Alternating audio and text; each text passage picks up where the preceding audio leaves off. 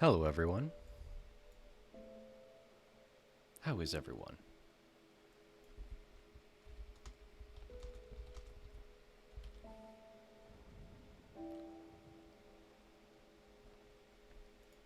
Probably no philosophy today, unfortunately.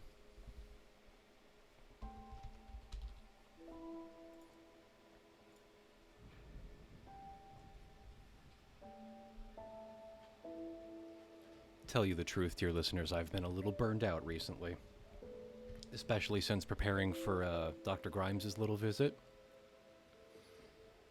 There's just been a lot of things that I've had to read, and I think there's been a problem with my meds, so I've been extremely tired. And I have not had the time to prepare anything new or interesting for Philosophy Friday this weekend, so we're just gonna hang out. How's that sound?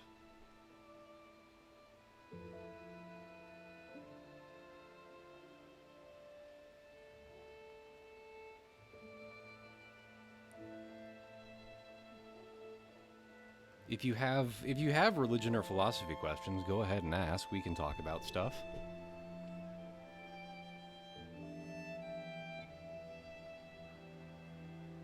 I think hanging out and playing would be enjoyable. I made a really yummy breakfast sandwich today.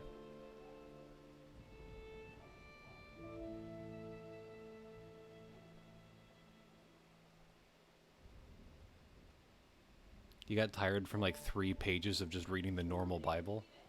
I mean, it's pretty dense, yeah.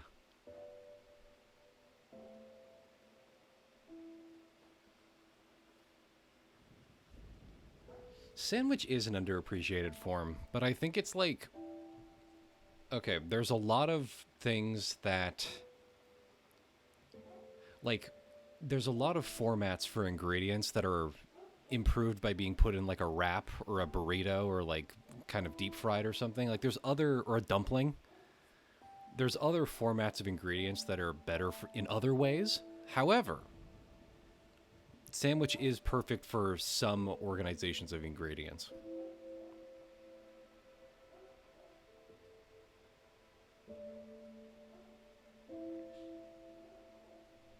At least that Oxford edition with historical commentary, it's weirdly more readable. I mean, yeah, like commentary makes things a lot easier to understand. There's a lot of parts of the Bible that would be very inscrutable if you didn't have somebody explaining it to you.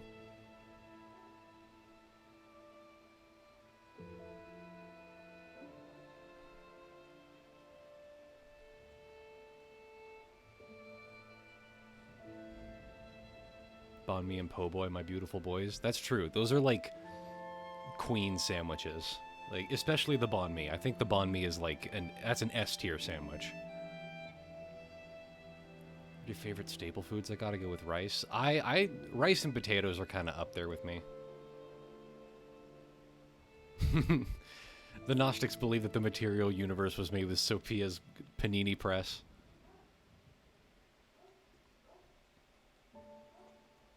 That's true, actually.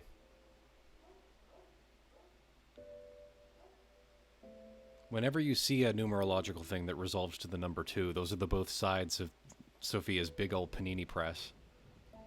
Sandwich tier list when? I feel that would be pedestrian. We would have to discuss it in a more nuanced way.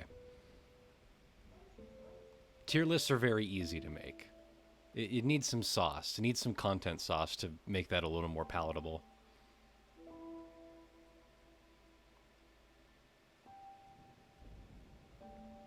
That's true, actually. Some like there's a degree of understanding of like occult stuff that you can get to where it's like you can see something patently obviously wrong, but it has enough, like it demonstrates enough understanding of the base concept that it's like, yeah, that's true actually. Like that is within the rules of the systems that of manipulation. That's true. That is a valid output of the system.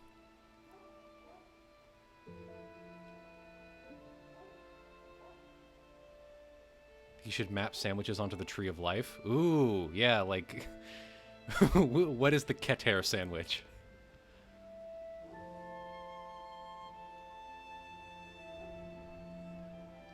Bunnies and cats learning new American cuneiform? Exactly. Exactly.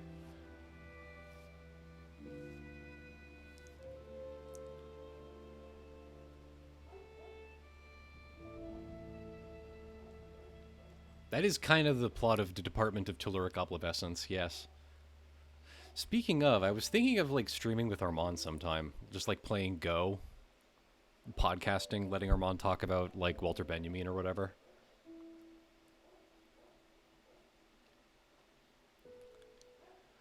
I would want to like yeah, like a sandwich political compass thing, but it would have to be a little more interesting, you know? Like we'd have to find some novel form of classification that isn't nonsense, but is also something else. Like it, I would want it to be like an interesting addition to sandwich lore. Now, why isn't my controller working? Now it is. Okay. Seems like it would add a sort of metagame to Go wherein you try to get the other player monologuing so they can't pay attention to the board. I mean, one of the common words for Go is hand conversation. Like, it is the ideal thing to play while you're just talking about some shit. Yes, alchemical and humoral virtues of sandwich ingredients, I think, is very possible. I have that post about like the classical planets and their relevance to different banh mi ingredients. I think we could expound upon that theory of sandwich balance. There you are. I think that's very possible. I've been looking all over. The AI guys had a machine recreate the Angelus Novus because they didn't think Paul Klee was good enough. I don't really have any opinions on Paul Klee, so I can't make a joke here. Concrete After Rain, how would you describe the ideal po' boy? Like what's the platonic form of a po' boy? Find something that might help. We were having this conversation on Gourmet Thursday yesterday about like the order in which a burger ingredients are placed on the bun is very important. I think we can all agree on that.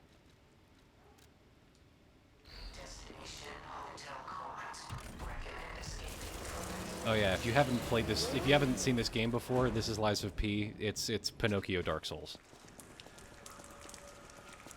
It's actually an extremely good game.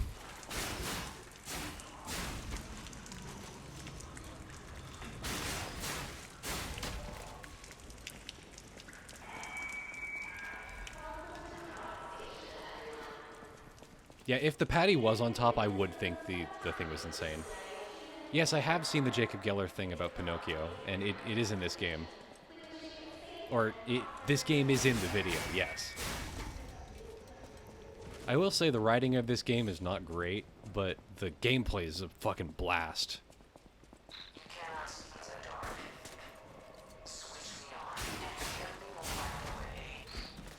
There's an Italian Oracle deck based on Pinocchio? That's kind of cool. There's a lot of, like, Italian folktales that are, like kind of cracked. There was a little bit where I wanted to get more into Commedia dell'arte. Going for a specific build, you just playing normal? I want to do, like, an advanced build. I want to... Because the elemental damage shit in this game is really good. Also, the DLC just came out, and I want to I have beaten it myself, but I want to play more of it.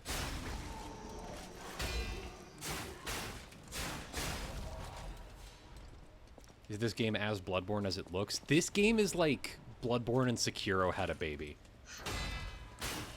So if you tap block and you do like a Street Fighter... Basically, you have a Street Fighter perfect guard. You have like a Sekiro parry, but it's heavily, heavily timing based.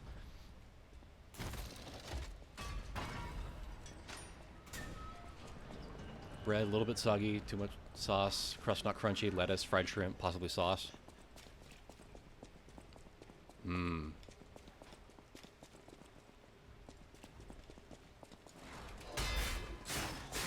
There was a moment where I wanted to get into occultist litany against obsession, literally. I truly think you can't be a good occultist unless you have, like, a very specific sort of autism. Or, I will say, the best occultists have a very specific kind of autism. There was like a quote about bodybuilders where it's like with the right combination of steroids and autism, you can just like do anything. I think something similar is like that for like religious studies.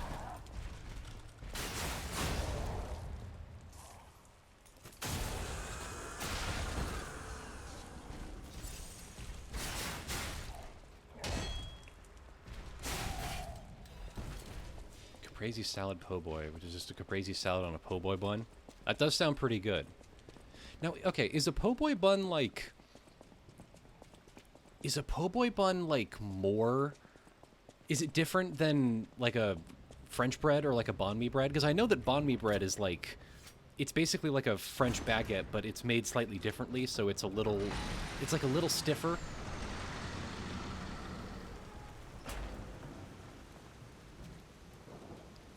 Certainly seen that quote. Yeah, yeah. It's different than French bread. It's like bad French bread, softer.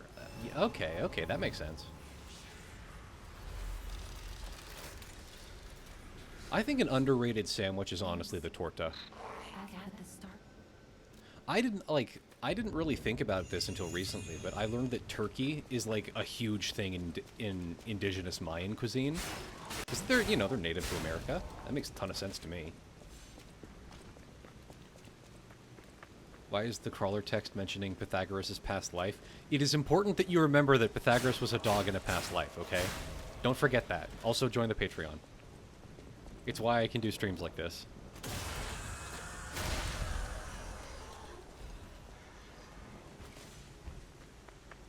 There's a cafe by my house that makes amazing tortas. They've got like really like smoked turkey and like a thin layer of chorizo and shit. A little bit of salsa on the side. Wonderful. Wonderful shit. You sure he was a dog, though? He says that he was a dog. He says, like... Or, no. Okay, he doesn't say that he was a dog, but he sees somebody, like, beating a dog by the side of the road, and he says, "Stop! That dog is my friend from a previous life."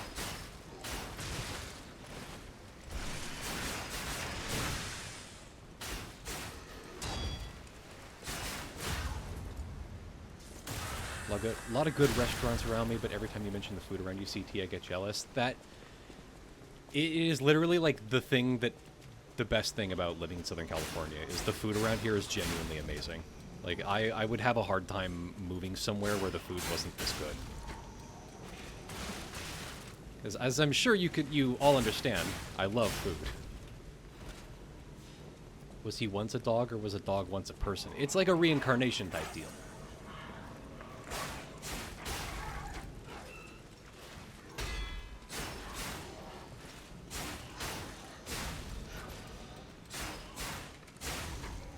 Fuck with gorditas? Yeah, I fuck with gorditas. I think, like, gorditas are, like, an easily memeable food. Does that make sense? I think a lot of Mexican food kind of suffers from that south of the border. Or north of the border, in the sense that it's, like, if you go north enough, it's just impossible to find good Mexican food. And so a lot of the, like, fake versions of it, or, like, inauthentic versions of it are, like... You know, you're getting, like, it's a bologna on a taco. And it's like, no. And it's served cold or some shit. So please, be careful. I think it literally means little fatties. I think that's the translation, yeah. Did you know that Norwegians love tacos? I mean, tacos are good. Like, I have nothing against that.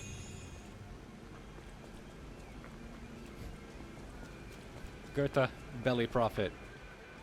Yes, remember to be a belly prophet. Alright, it's boss time.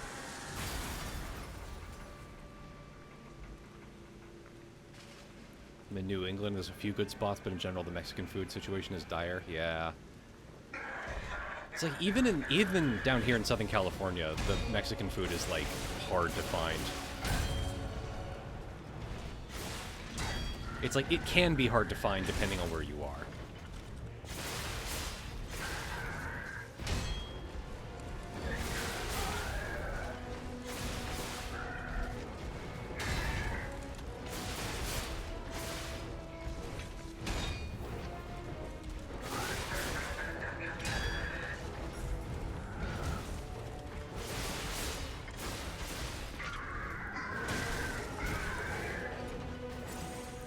He's doing his phase 2. Fuck! We're gonna die and get in trouble.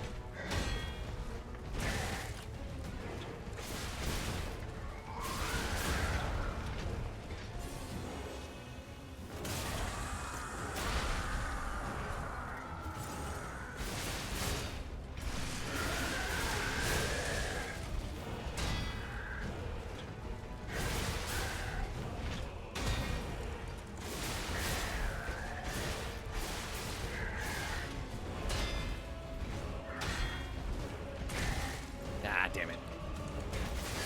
Oh yeah, every time you perfect guard, the enemy takes stance damage.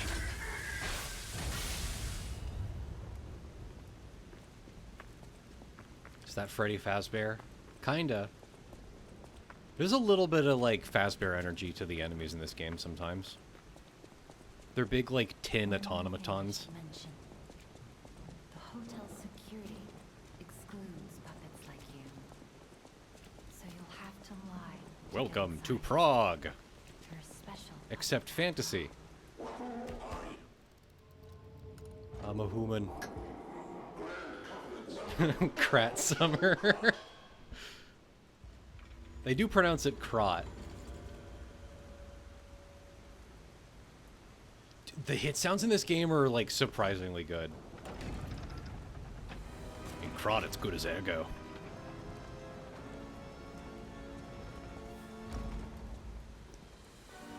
He lied and peed.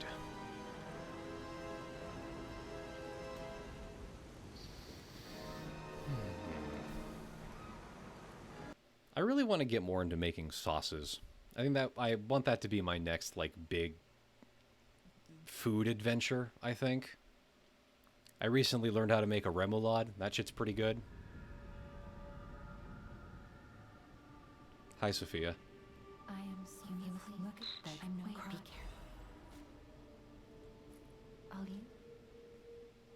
This is Sophia. You can level up.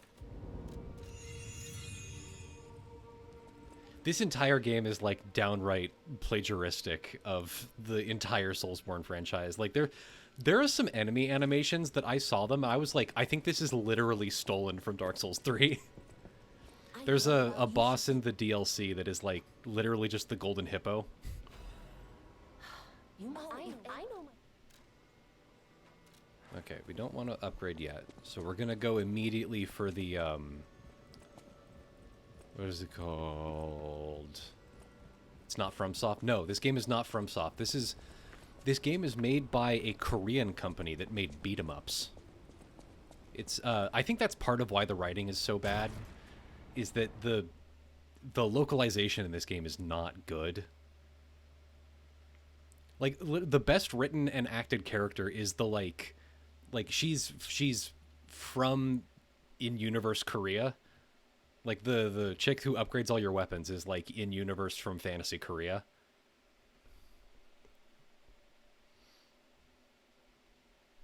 Although the DLC has some pretty dope-ass voice acting.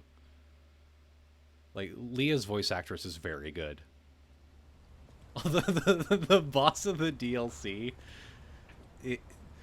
Yeah, now lying is an insane phrase. Yeah. If you die, it says lie or die. That's kind of what I mean by, like, the localization's a little weird, but the game is so, like, wonderfully atmospheric and charming. I hate these guys. Also, yeah, hi, Gemini. Don't be alarmed. My name is Gemini. We'll talk later. He will talk forever. Fantasy Shimin Autonomous Region? Literally, yeah.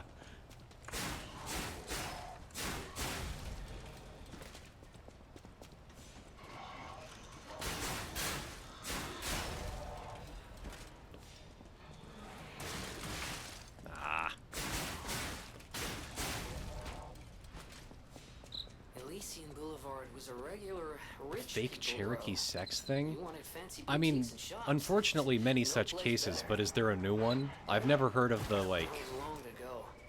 I've never heard of what Before you're talking about here.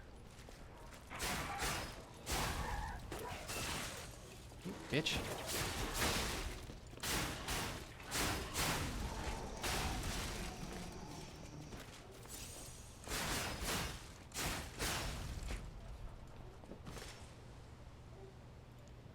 book has an illustrated typology of labias and penises. I mean, that's cool. I think that's a wise and righteous thing to happen. Lie or die. You either lie or you die. Alright, this is an upgrade. Oh yeah, we can wear the Korean hat.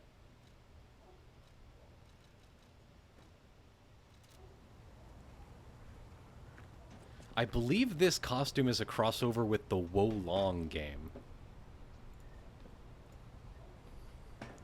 Phrenology for your pussy. Many such cases, unfortunately.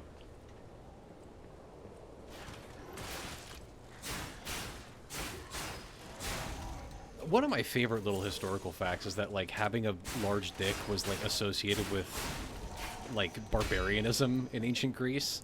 It's like, look at this guy and his big stupid penis.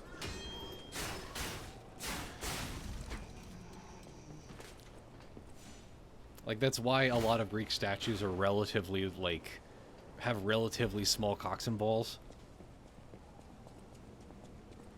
It is kind of still true.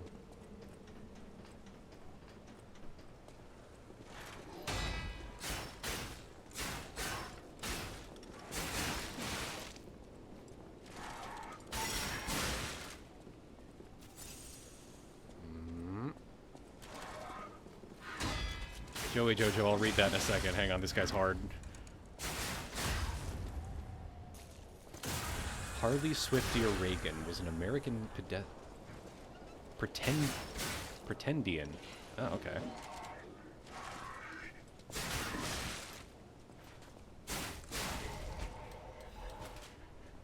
Fascinating. You brought a disc launcher to a drug deal? Genuinely an inspired bit. There are so many things where it's like just a person pretending to be Native American. Like that's been happening since like the beginning of colonization.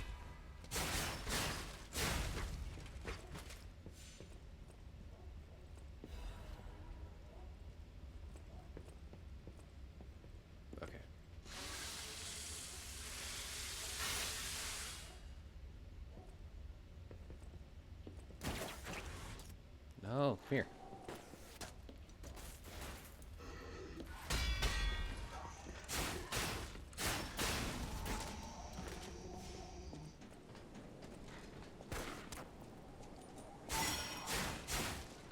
Yeah, generally. Like, there's a lot of... It is truly fascinating how much stigma there is against, like, othered bodies. It's like one of the foundational things of, one of the foundational concepts of, like, how to other someone. Just lie about their sexual characteristics. And sexualize their non-sexual characteristics. Yeah, I'm out of pulse cells, so we're going to be running through this area.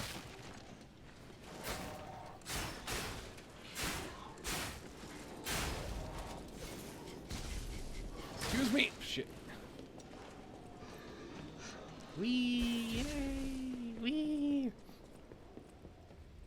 There literally is, there's an incredible amount of penis philosophy.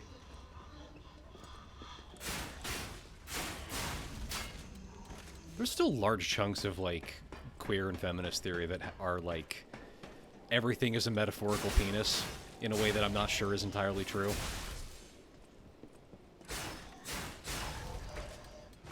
Chauvism!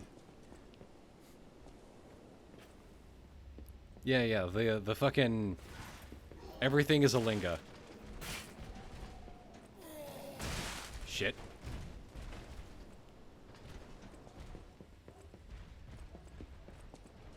Yes, and no-fap magic. Also a classic. Is no-fap magic? No-fap can be magic, in my opinion.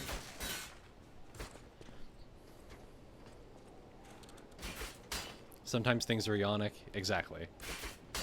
I know this has a feint. I'm not sure how to do it, though. Oh, it's the tap? You just... Ah, yeah, there you go. It's... Ionic is the corollary to phallic. Like, something is phallic if it's penis-like, something is yonic if it's vagina-like. Examples of yonic things are like lakes and caves.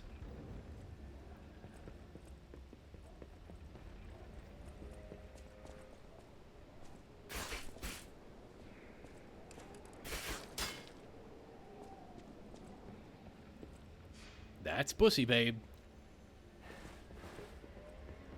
Yes, a lake is womb-like. I'm waiting for the... I was waiting for the, like, enemies to de-aggro so I could use the bonfire. Although in this game they're called stargazers.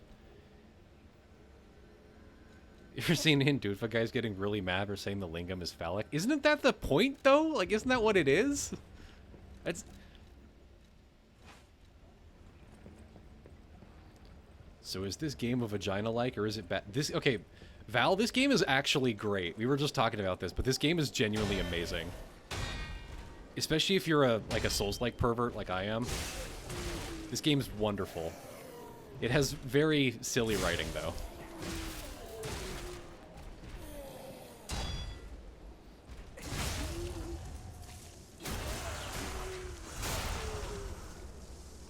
I love this special attack. Hang on.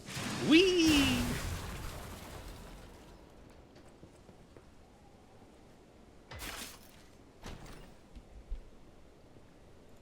Let me just allow that. Let me just allow fapping real quick. It's that one Tumblr post where somebody says, I sit on a throne of people and they wait in line to show me items and I decide if they're phallic or yonic. I pull a trapdoor and the person with the ambiguous item falls to their death. That's pretty good.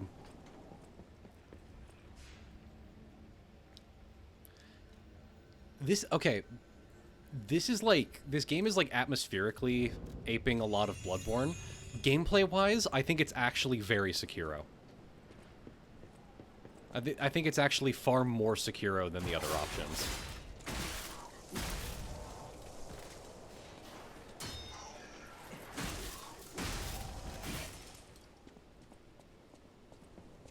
That's what I felt when you were playing the demo. Yeah, yeah. I was like, when I played the demo, I was surprised by how much demo there was. Like, they gave you a surprising amount of game for just that short of a demo. These are the cookie bugs. Jeepers. Is that a butterfly? Why is the ergo reacting like that? If you want to check it out.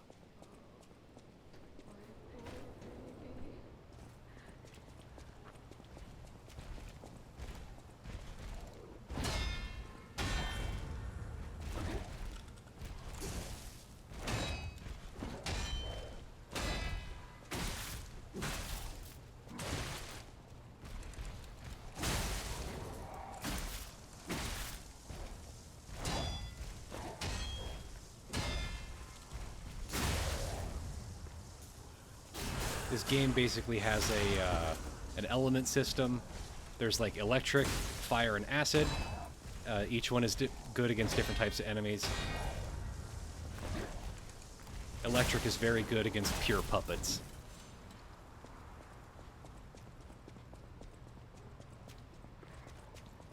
Gemini, like, completely falls flat in my opinion. Like, he's just, like, not charming at all.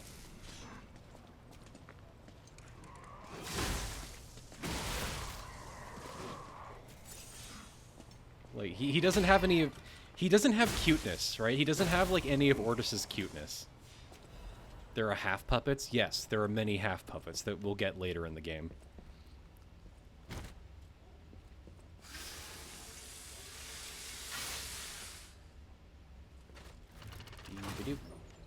Yeah, there's humans, puppets, and like, carcasses, which are kind of like Bloodborne zombies.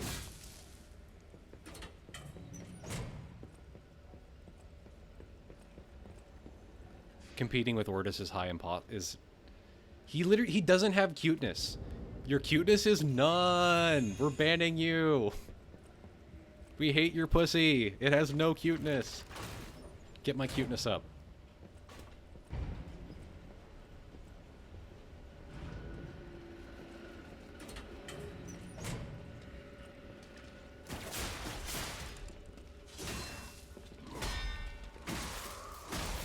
Oh yeah, if you perfect guard enough times in a row, the enemy's, like, weapon snaps in half, and they deal, like, a quarter of the damage they normally do.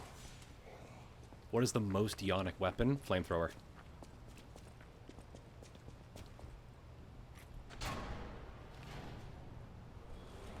In my humble opinion. I am humble O. Lasso. That's also a good one. You got a lot to answer for. You know what caused the puppet fight. Wait, you can't sneak past me. See, I think flamethrower because there's also an aspect of smothering to them, right? Are you a dream or a nightmare? Stop showing up already. Bolas. Well, Bolas are kind of balls, aren't they?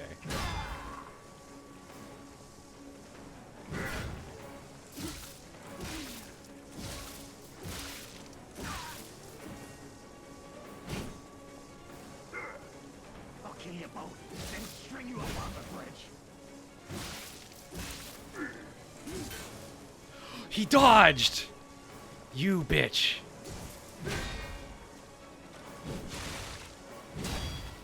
Come on. Thank you. Okay. No, you can backstab, but the backstab like window is very small for some bosses.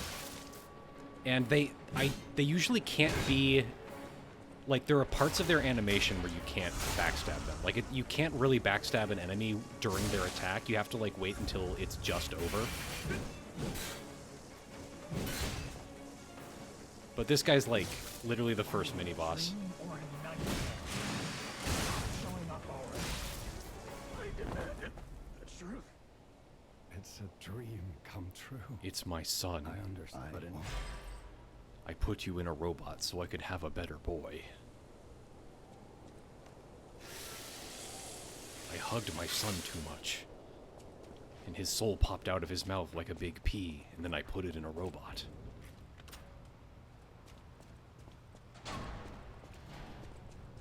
It is my son. Do your best impression of a future historian describing Souls-like players. Oh, jeez. Alright. It would be something like, Souls-alike players are a type of a gaming elitist that were known for being bigoted against other gamers. Isn't that like one Tommy Tallarico clip where he calls people gaming racists?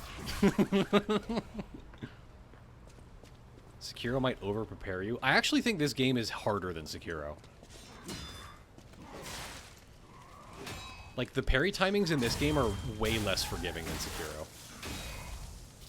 Although, you do still have, like, a hard block, like in Dark Souls, but it, like, you basically, if you block something, you get Bloodborne Rally. Like, you can get the health back a little bit.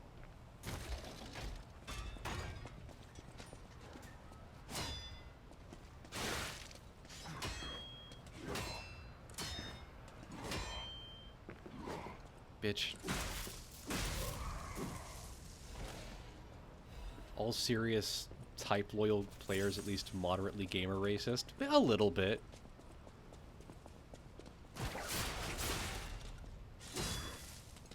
I do think Soulsborne players have, like, a little bit more of a reputation for being like, LMAO, get good. Although, in a patch, they did add, like, a casual difficulty slider for this game, which I think is quite welcome.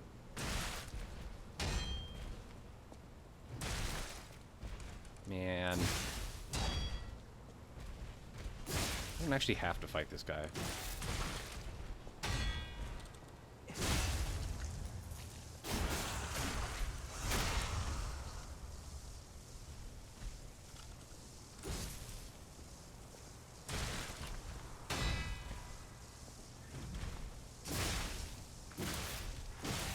On the topic of sacred sperm, y'all fuck with Huanzhong Bunao? Oh yeah, that's like the Taoist nofap, right? Yeah, yeah. I think it's interesting how often that, like, that wasn't a misclick moment. I was moving over to chat to allow the term sacred sperm.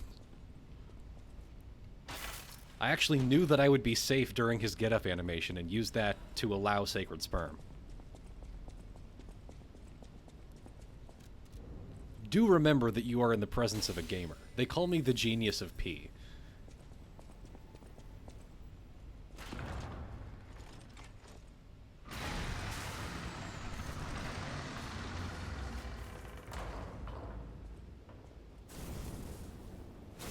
I do like the intro cutscenes sometimes.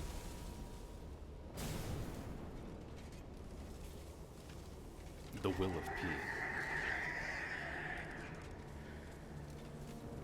I think semen retention as a practice, it has very obvious physiological effects. Like, you can feel it, right? And especially people in monastic situations where they're like not allowed to have sex with each other, they obviously are going to start like valorizing it and saying that it gives them like magic powers or something.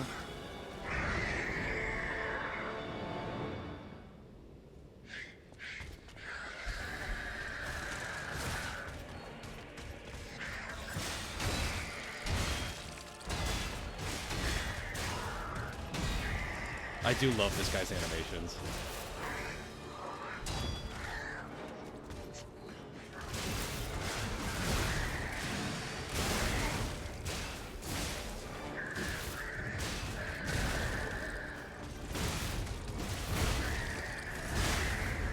That is true, yeah, you can, the scrambled text you can read, although there's an item you get later that lets you decode it. Alright, this is a buff.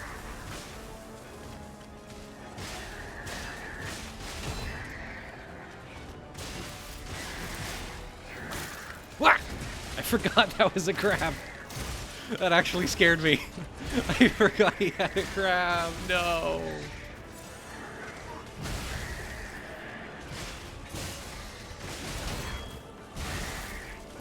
How is this game Mattycore, Deadmines? I say that like I don't know your name. How is this Mattycore, Riley?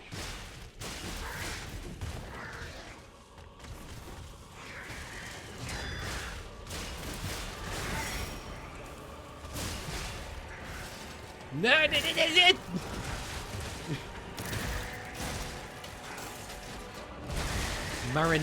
Marinetti core, I see.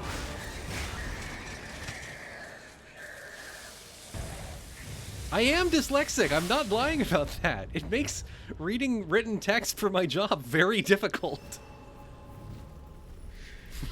Liza P. grab embarrassment. Yo, this motherfucker got grabbed in P.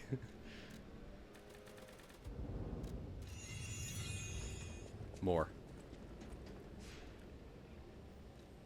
Alright, we have to go see our papa now.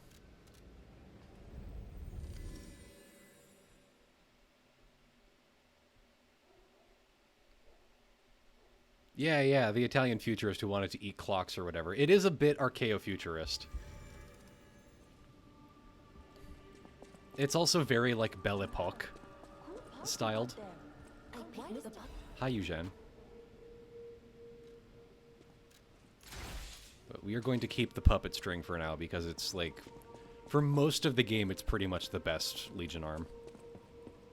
Unless you have a build that, like, you are speccing into a specific elemental damage.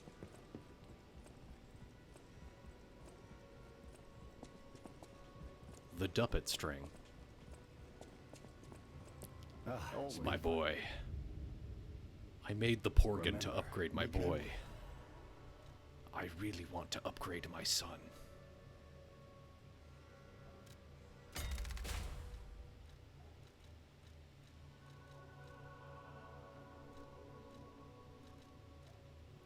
Probably guard regain recovery, yeah. The best upgrade in the Porgan system is the fucking link dodge. It gives you a double dodge. That is how you would do a Bloodborne without the serial with the serial numbers filed off. Just make it a Belle Epoque instead of Victorian. Yeah. I think, like, I've played. There was also Steel Rising, the French game, where you played a French puppet robot thing. It was all about the French Revolution, and that game sucked ass compared to this one. That game was awful.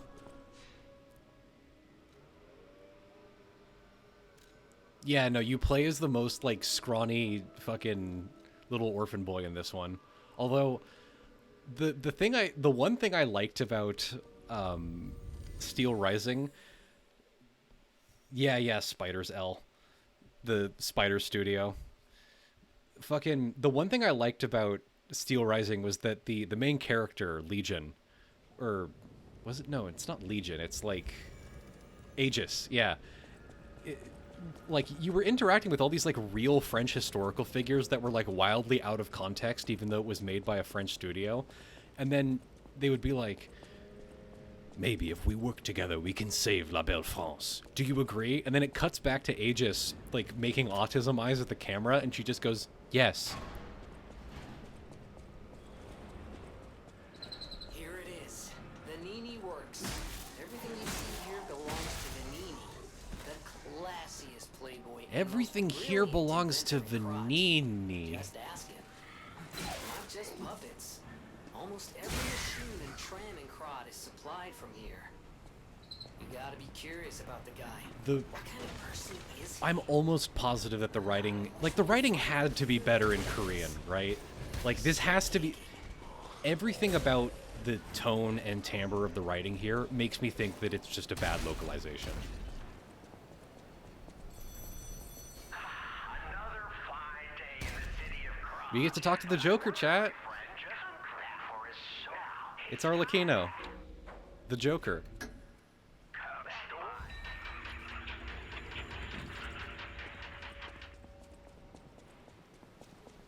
I almost think this game was, like, machine translated. But then they had English voice direction based off of that. Like, there was some fuckery with the localization.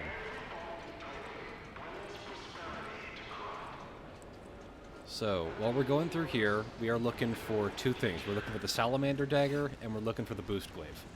We can get the Salamander Dagger relatively early, like we can get it like right now, and then we can't get the Boost Glaive until a little bit later, but the Boost Glaive is going to be the handle we're going to be using for most of the run. I'm always looking for salamanders. That's true and wise. Oh yeah, Marx being against violent, like, uprisings in Assassin's Creed Syndicate. That shit was funny. No, they had, like... Steel Rising had actual French historical figures, but they were in bizarre situations.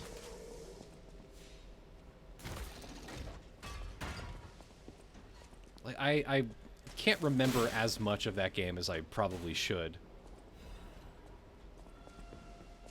Yay, Salamander Dagger.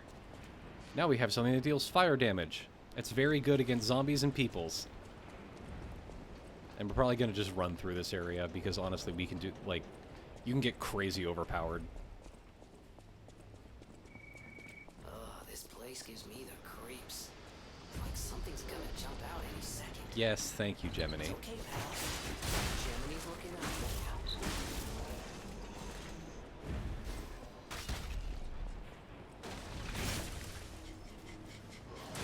I got isekai'd into the French Revolution and now Robespierre is my girlfriend?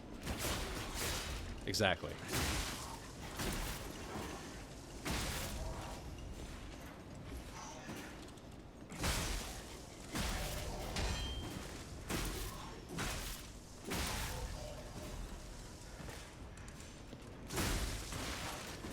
Damn it.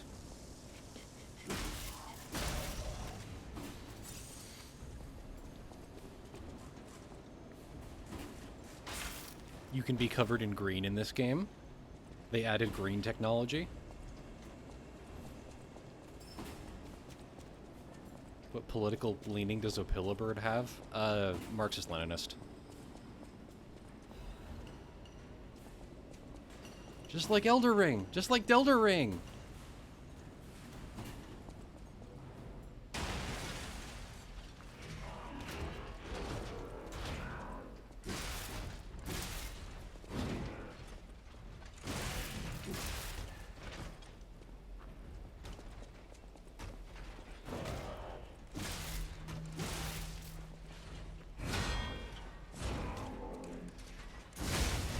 Yay!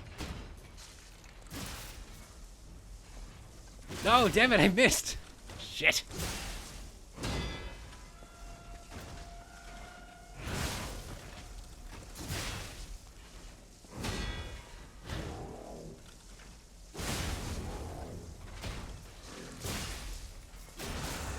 There we go. Yee. That's so much fun to use.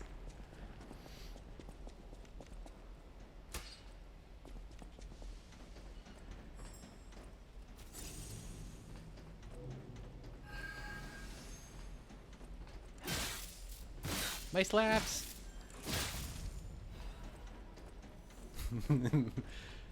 We interrupted that guy playing with his slabs. Are we actually the villains of Lies of P?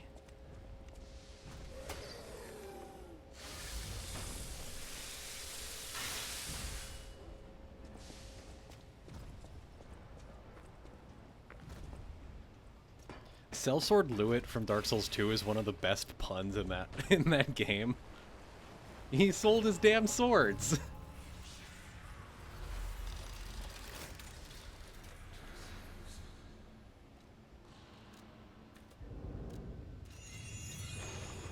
They should do more shit like that in the Souls games. I really liked how at the very end of Bloodborne, like you could summon the Queenslayer or whatever, and he was just a naked guy with a big wheel and a cannon. Fuck you.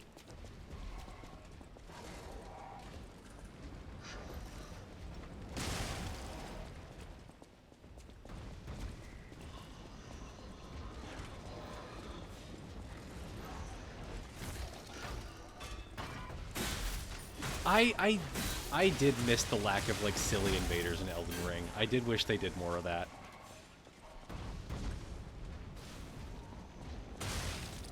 Yeah, we did get Inspector Giza, and there was, like, a couple of the enemies from the assassination quest line.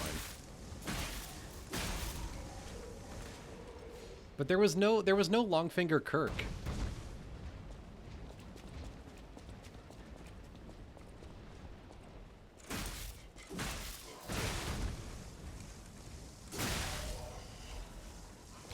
I do think the best joke in Elden Ring was when you can summon Patches for the Radon fight, and then he immediately desummons himself. Like, that shit's hilarious.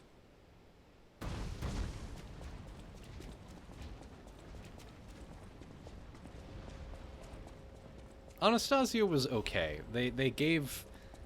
There should have been, like, a bog cannibal woman. Ooh, admirers seem to fall. Pleased you made you keep her best of. Are you sure? I did not mean to buy that, but that's okay.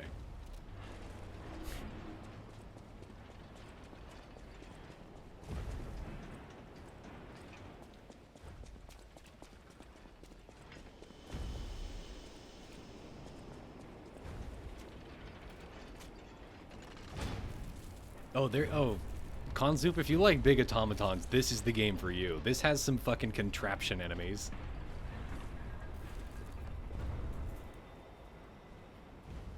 Dung Eater was funny. I do love that it's like the disgusting Dung Eater.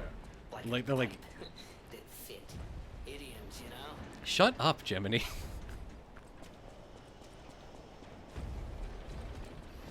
I do love how in the opening cutscene they're like, and these legendary heroes that we love, and the loathsome Dung Eater, and they cut to like an image of him being lynched. Like, this is people ganging up to kill that guy. And you're like, oh, why is he called that? No. In-game, he actually does, like, he eats people's asses until they die. And he eats people's asses until they die, and so they can never go to heaven again. Like, he's, like, an incredibly evil person. He shouldn't have been doing any of that, honestly. Was he stupid? Was he evil? Oh my god.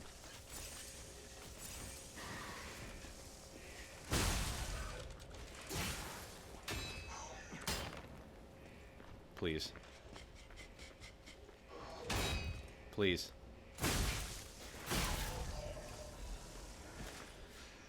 And horrid and who could forget horrid shit boy?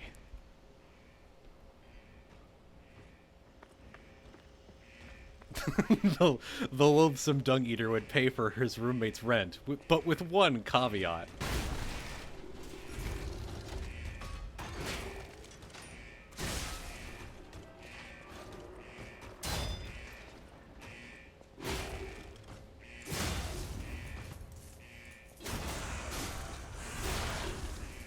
Yeah, you find him in prison, he's just slamming his head against the wall to pass the time.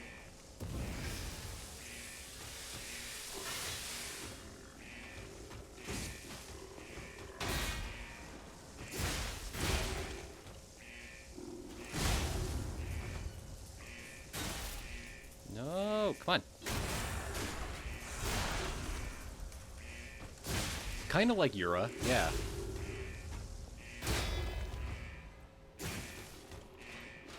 Whatever, just do this. Okay.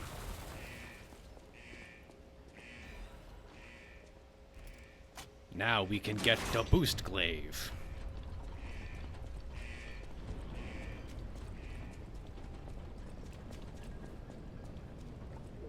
Please don't open the sewer jail. The AC is on, he has his dung, and he's listening to his favorite music. He kind of was chill in jail.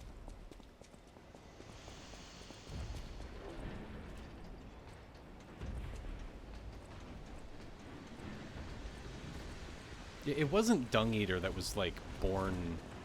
He wasn't like a giant that was born a fucked up little dwarf. That's Milos from his sword.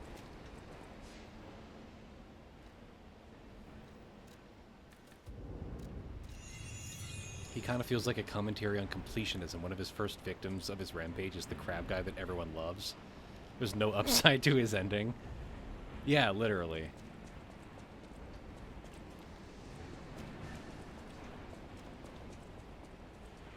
Frenzied Flame is kind of the do-over ending.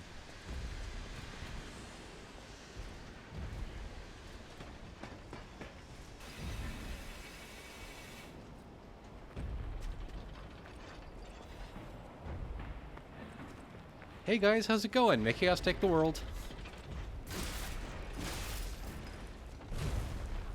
See, this is what is referred to as a Stomp Jomperson enemy.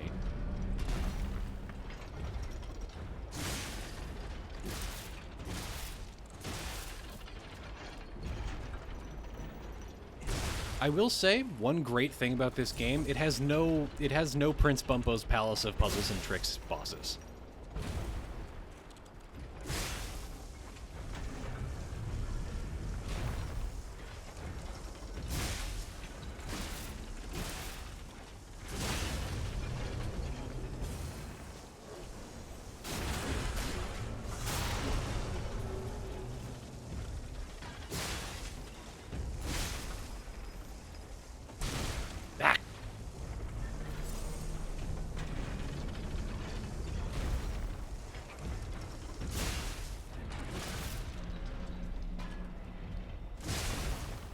Oh yeah, so shock reduces your stamina regen. Like it makes your stamina regen slower, and it makes your, I believe it makes your like healing flasks less useful.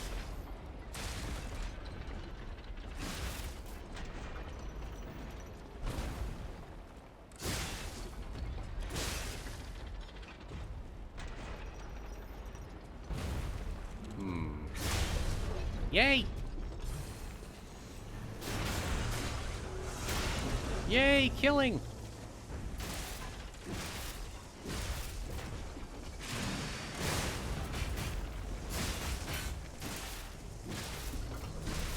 But yeah, the special attacks in this game do an insane amount of damage.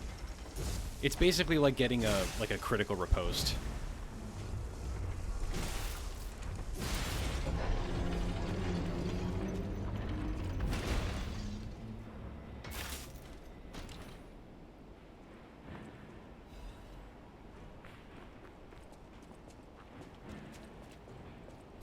Really polite of them to build his shins at hitting height. Well, I mean, He's got to touch the ground somehow, right? There's got to be at least some part of him that can touch the ground. Okay, actually, we are going to go back to the hotel.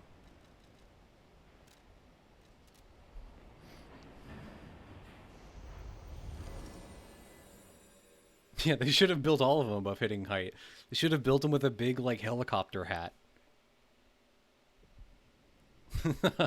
Hi, Riley. Why are you putting the Joker in my chat?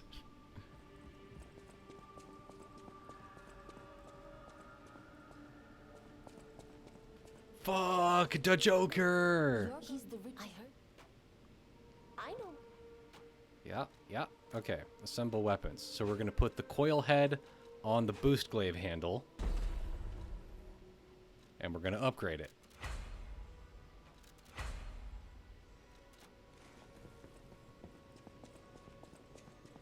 Hi, Aloyd. Nice Joker. The Joker.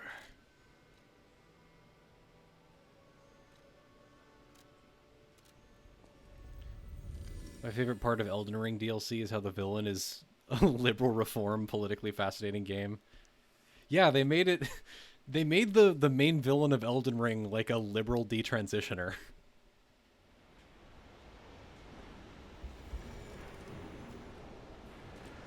Have you played Another Crab's Treasure? A little bit. I couldn't really get into it.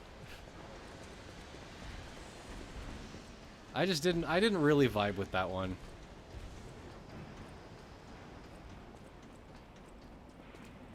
You know, a huge part of Miquella's plotline is like him abandoning his female half, like leaving his female half to rot,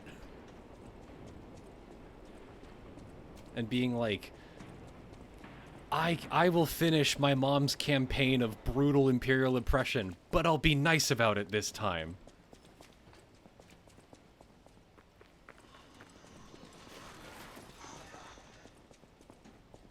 Like, for a game written by, like, that wasn't written by a trans person, it's like one of the most pro-trans game I've ever seen.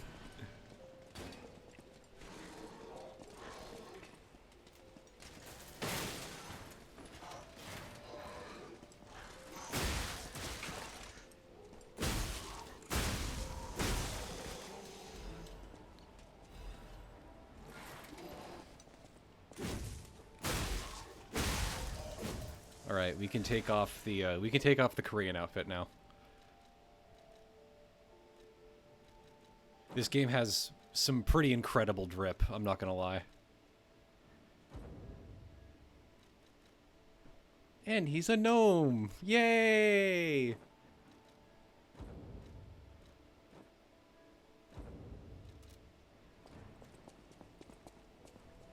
My elf! My elf!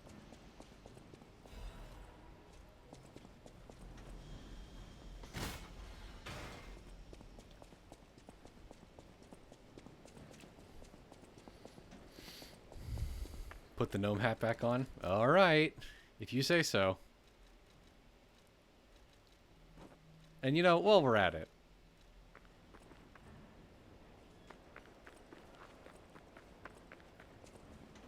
Elves do not exist.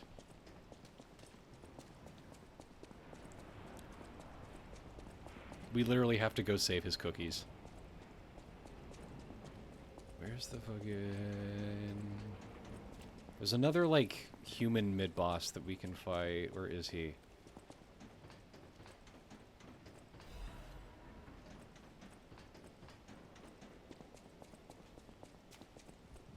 Yeah, there's, like, a subplot about a guy who married a puppet. I must atone for my sins. Must Look, it's kill James. puppets. Always. All puppets. It's must James die. 7T. Kill the puppets! I can't tell what's blood and what's oil.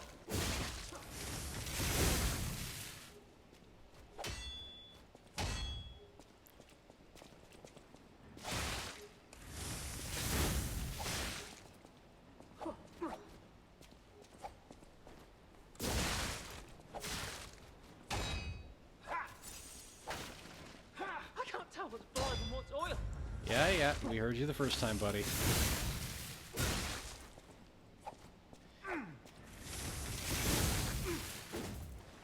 You know how FromSoft does that thing where like bosses will have specific lines they say at like different health levels, so it feels like there's a like an emotional arc through the fight as they start losing?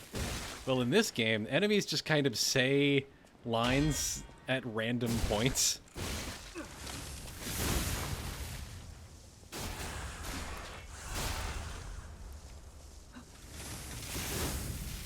I wish I hadn't run away. This guy's actually not a puppet. This is a human. If you see a guy in an animal mask, it's because they're a human.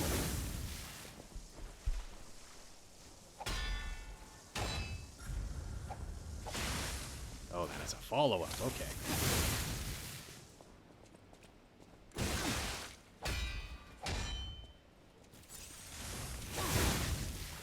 The boost glaive is very good. Run away.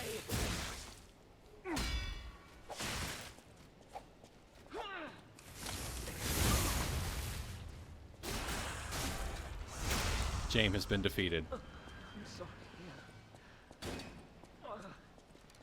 I was afraid to die.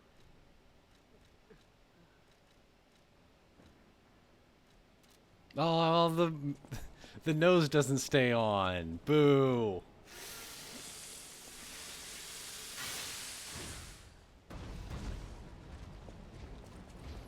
Okay, boss time.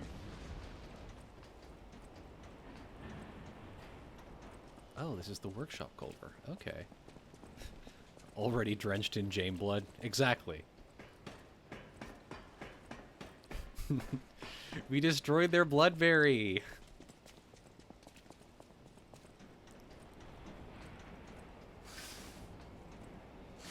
What is the way to the boss here? Where am I? What's going on? Everything went away.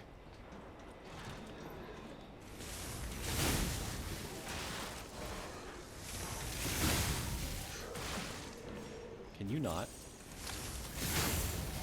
Seek Jane blood to transcend the hunt. Exactly.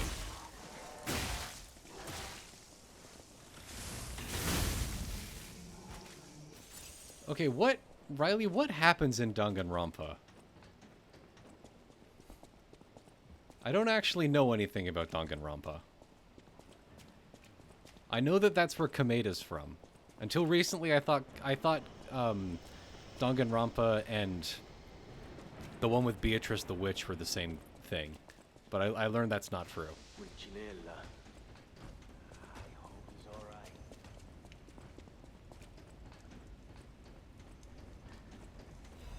I don't really... Yeah, Umineko.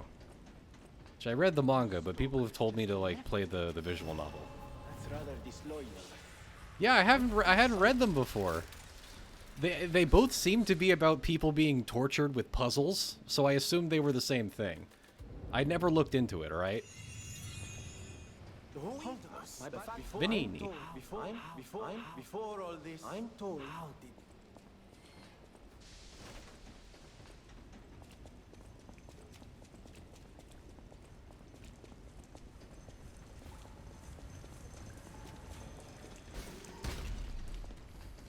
Umineko scares me as a concept. It seems like an interesting take on the mystery genre. But it's like long. I feel like I feel like getting into Umineko would require like I would need to lock in, you know. Danganronpa's bad writing, but not in a funny way, it's just a painful way. I actually read some dialogue from Kameda, and he's just like I see why everyone was like kinning him in 2012. Like that's like least tormented middle schooler type beat. Hi, Fuoko. Ow.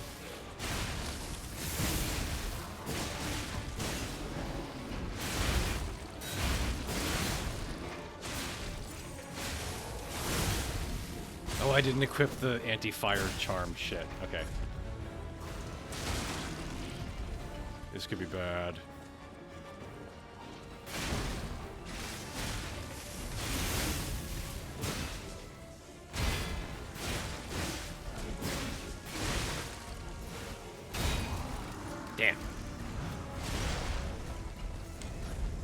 I love Fuoko's design.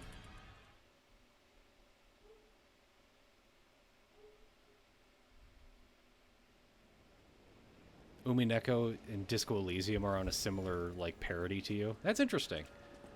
See, that's the thing. It's like everyone says they're good and shit.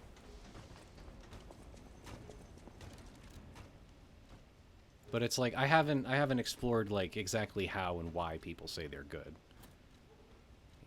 Puppet Destroyer's Amulet.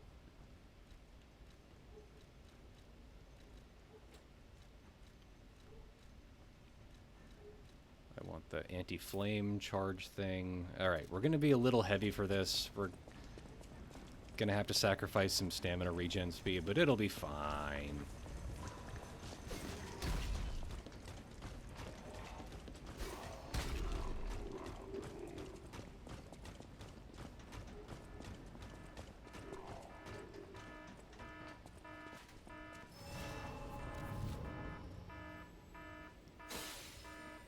I am going to be heavy like Weapons Guy.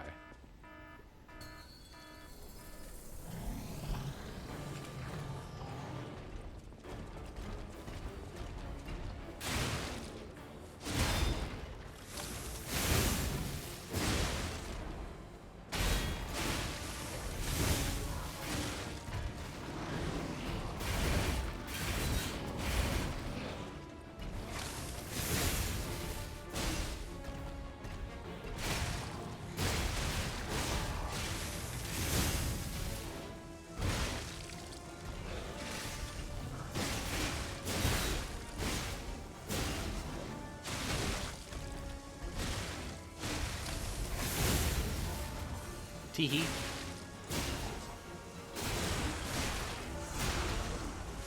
Oh shit, we might skip his big, like, second phase thing. Yeah, we did! Dope. Hell yeah.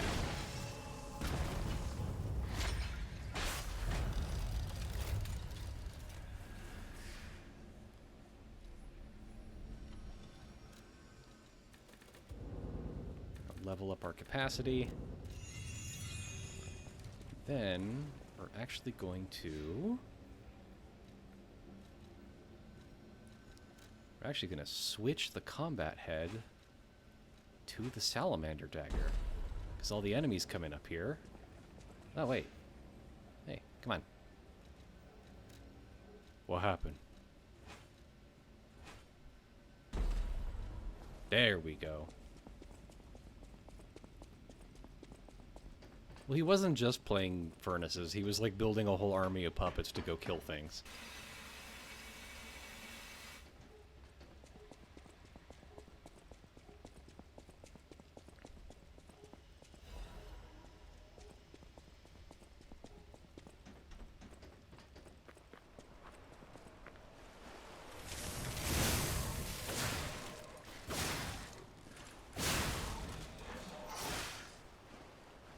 I'm probably just gonna run by these guys.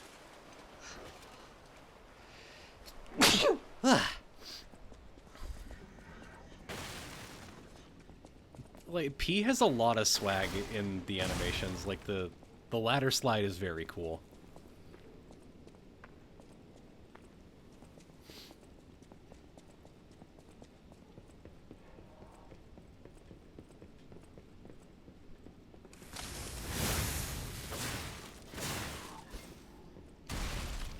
Do the... Okay, fine. Bitch!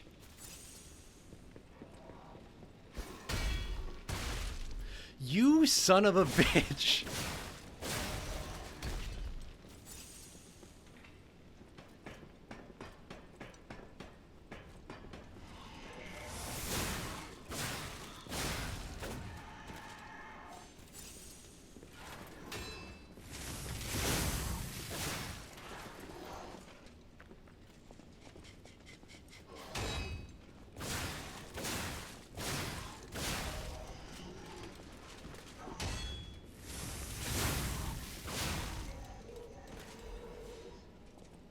Your character is dressed as a Disney adult.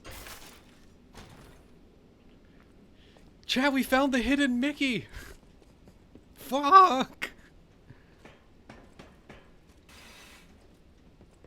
Okay, I literally, like, I live, like, near Disneyland.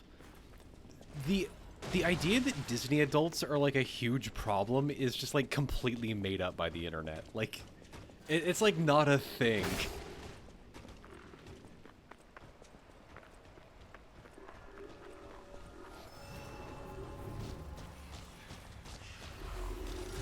That's one of the, like, strangest things that the internet just, like, decided to hate for no reason. It's just like, yeah, fuck you if you're a grown-up that likes Disneyland. This is, like, a real person that exists. Who likes Disneyland in a mildly embarrassing way. Like, no, it's just fucking Disneyland. It's fine. Who cares?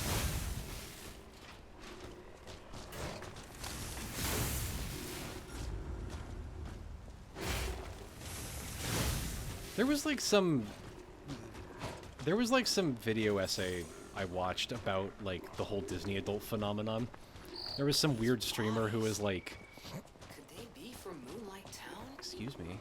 Whoa, There was some streamer who was just like, let's send me your cringest Disney adult videos, and it was just like 80% of them were like TikToks of people pretending to be Disney adults to dunk on Disney adults, and there were no actual videos of Disney adults.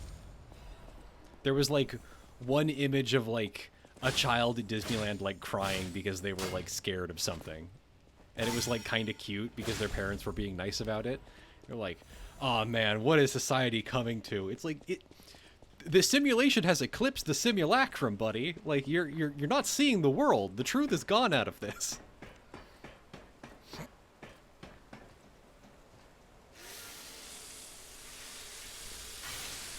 Like I don't necessarily want to bring like fucking Foucault into the conversation about Disney adults, but like something has to change, buddy. Wait, no, I do. No, I don't. Not right now. I think that's a Legion caliber in that house.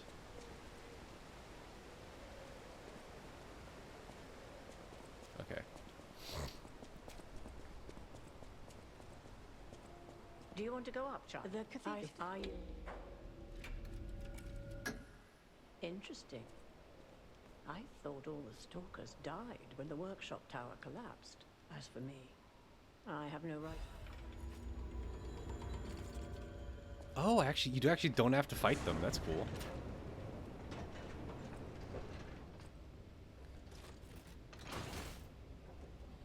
All right, Gemini's gonna talk for a long time.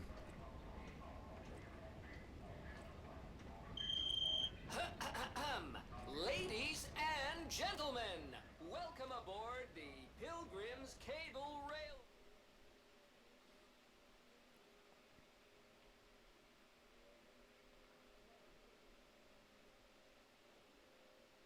Jiminy talks for a long time here, and it's very loud. They really should give Gemini his own volume slider. For some reason, his dialogue is mixed like way louder than everything else in the game. Spin.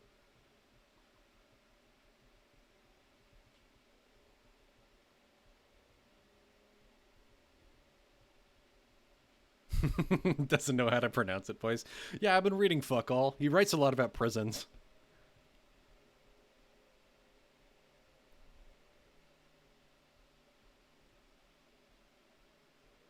I do like all the glimpses you get of Krot. Like, oh yeah, I think that's the Opera House over there. That's probably like Rosa Isabel Street. That's probably the castles around the Malum district.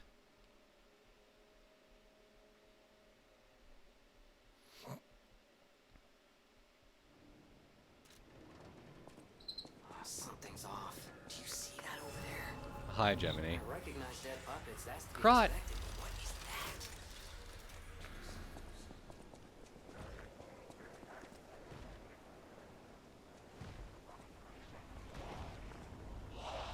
By the way, this game has zombies in it. Fuck!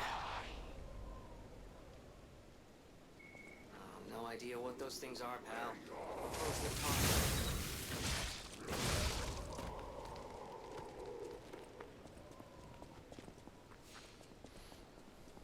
Actually, now that we're at the Stargazer, yeah, they're carcasses. They're Zeds or Deadheads or something. Doesn't have snake balls like Bloodborne. Later, there are enemies that are like kind of big snake balls. There's like enemies that have like a bunch of growths coming out of their head that whip things.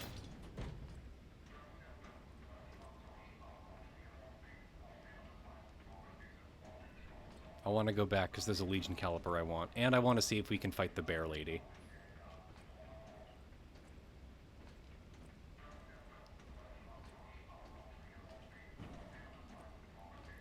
I do remember the Zombies and Bacon era. I have a book somewhere that somebody got me for, like, Christmas that was, like, how to survive a robot uprising, that type of shit. Like, everyone was like, dude, when society collapses, we're gonna, like, turn our house into a fortress, and it's gonna be awesome. And we're gonna, like, ride around shooting zombies, and it's gonna be badass. And we're gonna have some epic bacon. It was dire, but it was sincere.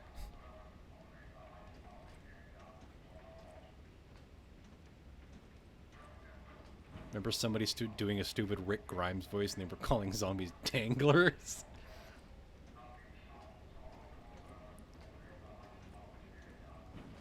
A lot of that like era of zombie media has not aged super well. Please be safe.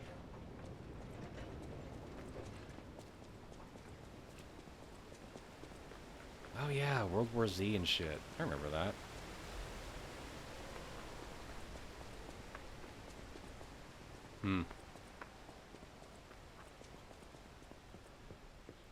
I don't know. There were a lot of, like, think piece type shit about that era of media that I just, like, didn't really understand or agree with it. Like, everyone was like, oh yeah, zombies are, like, fear of cancer and consumerism. I was like, I think they were more like just a suburban desire for violence, you know? It's just like people excited for like, yes, what if the war comes to the home front and we get to be badass killers about it? Yes! Like, I don't think zombies stem from any particular fear of like consumerism or like urban collapse or something. I think it was just like an acceptable flu for violence.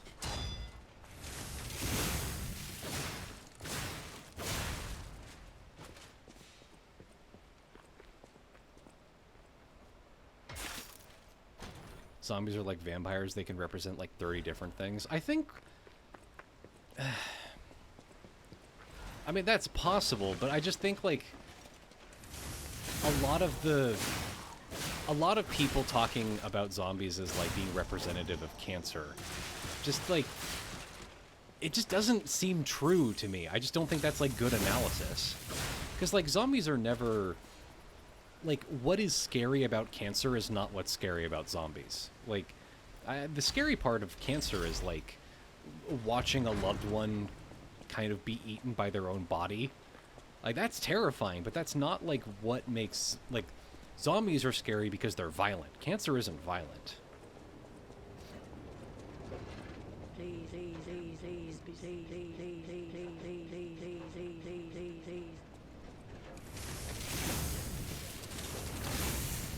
No.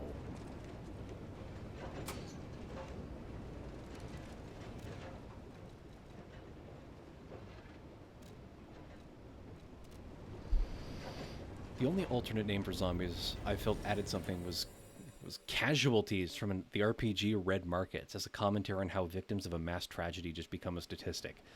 That's pretty good, yeah. Like, zombies are inherently a mob. They're inherently like a poor mob. Well, like, it goes back to like the original Haitian mythology around zombies of like someone who has been cursed by a witch or an evil warlock to the point where the idea being that slavery can't be escaped even in death. Like, even death offers no escape from the horrors of slavery. You know, pretty evocative mythology for a former slave colony, I think. And so I think the best commentaries on zombies are ones where like labor is inherent, but I think it's oftentimes kind of corny when the zombie movie is like, we figured out how to make zombies like run around in big hamster wheels by putting brains in front of them. Like that's stupid.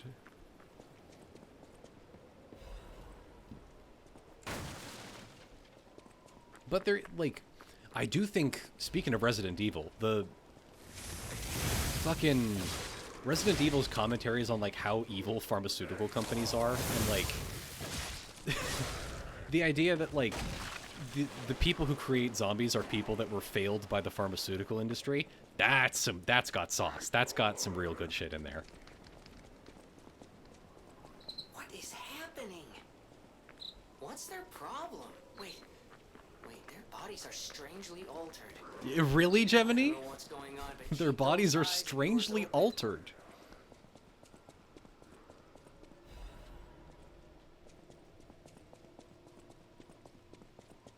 Alright, let's go talk to the other twink. Their bodies are strangely altered.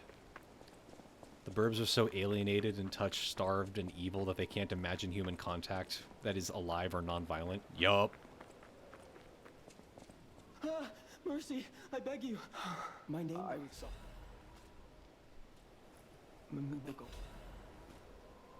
I got a wish stone. Seems there's a new. I'm headed to.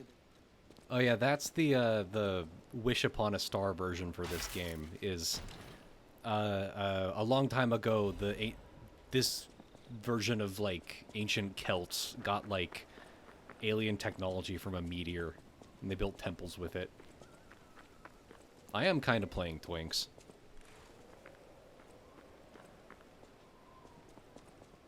My Wishberry. Yeah, the Wish Stone for this game is basically the Physic Flask for Elden Ring.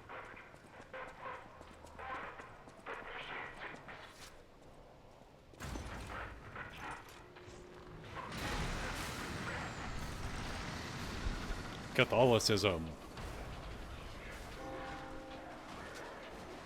This is what happens when the Pope becomes liberal.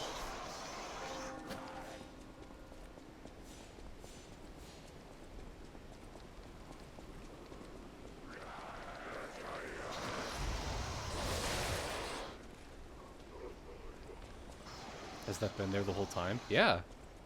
Well, we just went up like a big, like, cliff.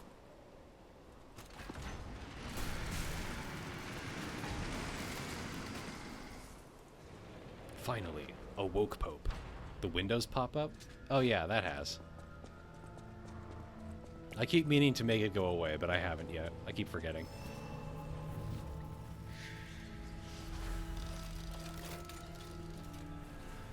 Yeah, this is actually a prequel to Conclave. Actually, I want to keep some... Let me check if I have any upgrade materials.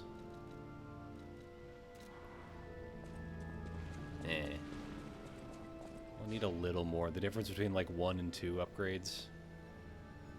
No, that should be worth it. Let's actually go do it.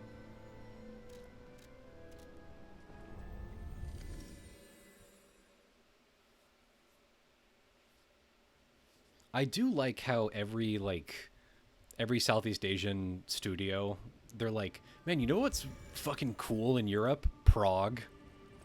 Let's go make fancy Prague. It isn't my savior. Vanini. Vanini.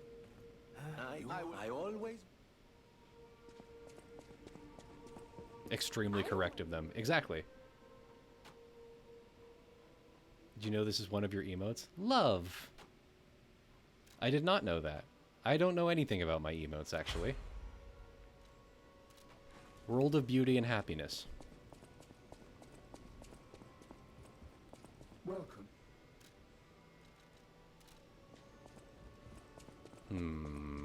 Okay, we should go use the Porgan. I should choose some emotes. Well, I'll figure that out this weekend or something.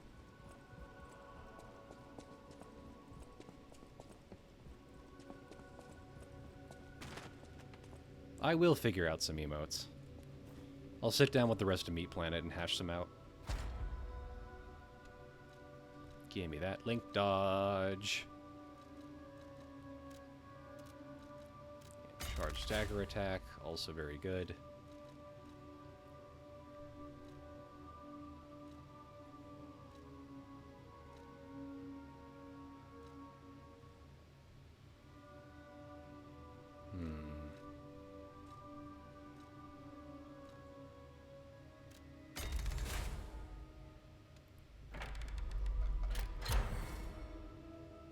My favorite Prague might be Ravnica. I don't think Ravnica's Prague.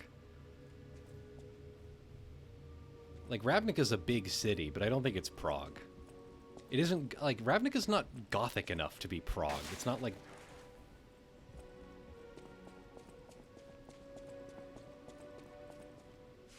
Does this channel have sigils and demons, or does only James have ones? You guys gotta remember, this channel's very new. I've only been streaming for, like, 2 months.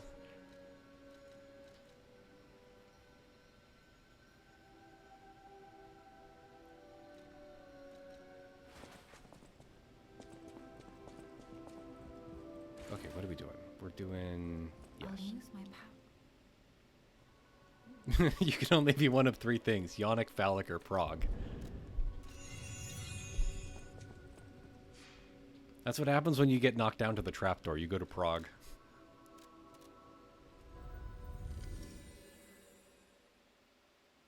Like, textually they based it on Slavic shit, but they toned it down over time, and now it's kind of New York. Yeah, yeah. Yeah, I always associated Prague with, or Ravnica with being in New York.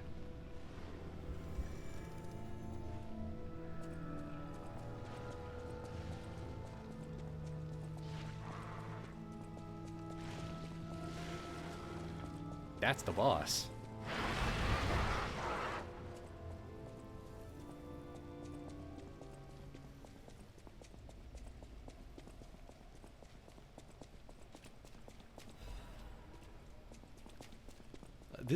This boss has such a cool design.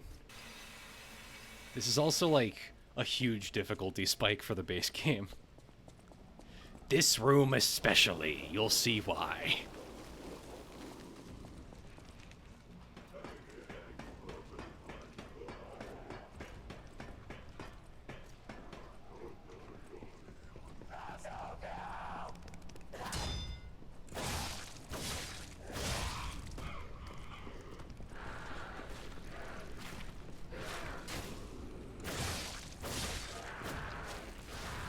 God damn it.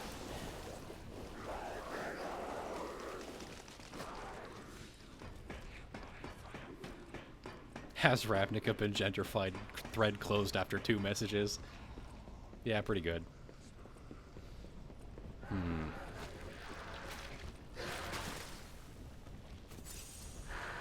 don't know. I've played with the idea. I have, like, old notes for, like, a sort of pseudo-New York megacity, like, type work that isn't related to Amber Skies. But I do like the idea of, like, big-ass... just, like, big-ass metropolis type things. I think that's a really interesting setting that hasn't been explored super much. Like the 30s idea of a metropolis, you know?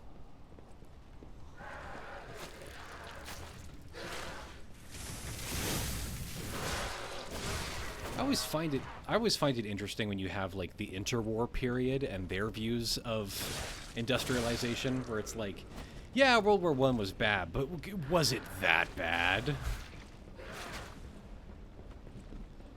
It's like, maybe cities aren't entirely the devil yet.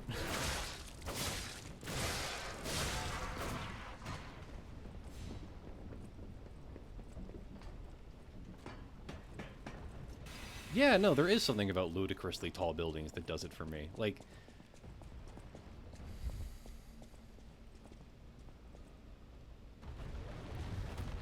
why does Church have this device?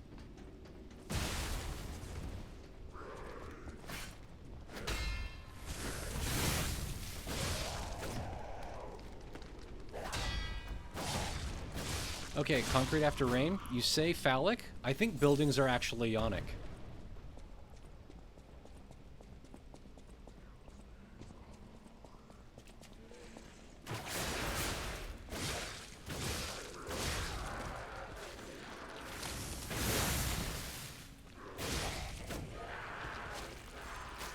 Because you go inside them. Exactly. That's your mom.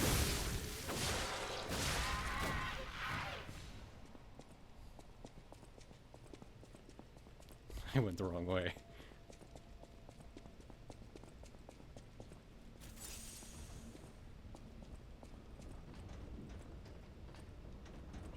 Wait.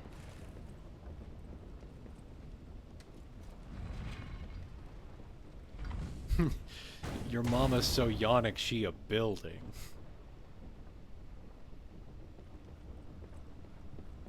Yep.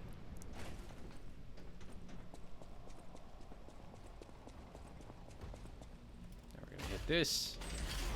And we're gonna do a mid-boss. I don't know. I find, like, of all the things that Jamie has told me about the Warhammer universe, I find the Hive cities the most interesting.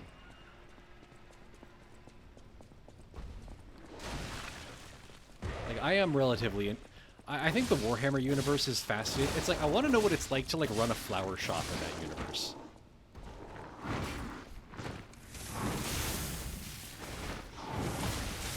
Ow.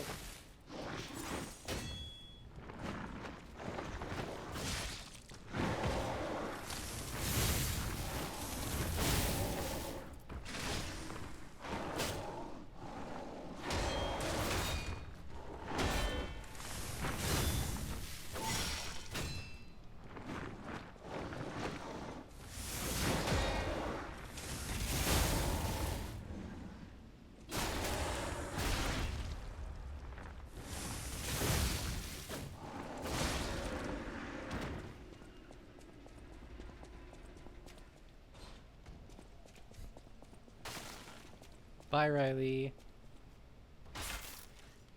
Author of Amber Skies wants to know what normal people are like in insane fantasy universe Mord 11. Yeah, caught. Fair enough. That's the interesting stuff, though. It's like...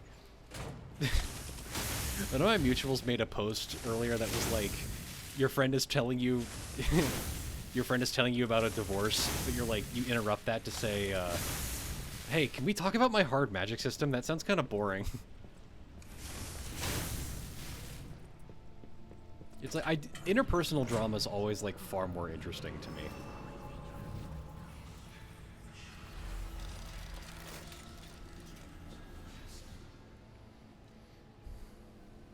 Okay, now we're gonna go to the hotel.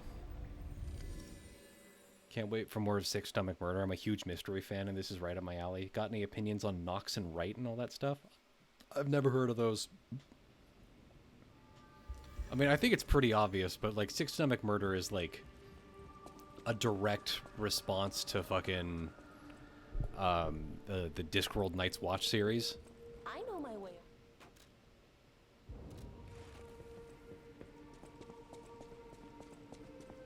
Asking a Warhammer 40k florist what bouquet they want for someone, just to hit the moment where they understand the weakness of the flesh. Yeah, exactly. This is Like when you're working as a florist in the 40k universe, is there like one guy in your town who's like that?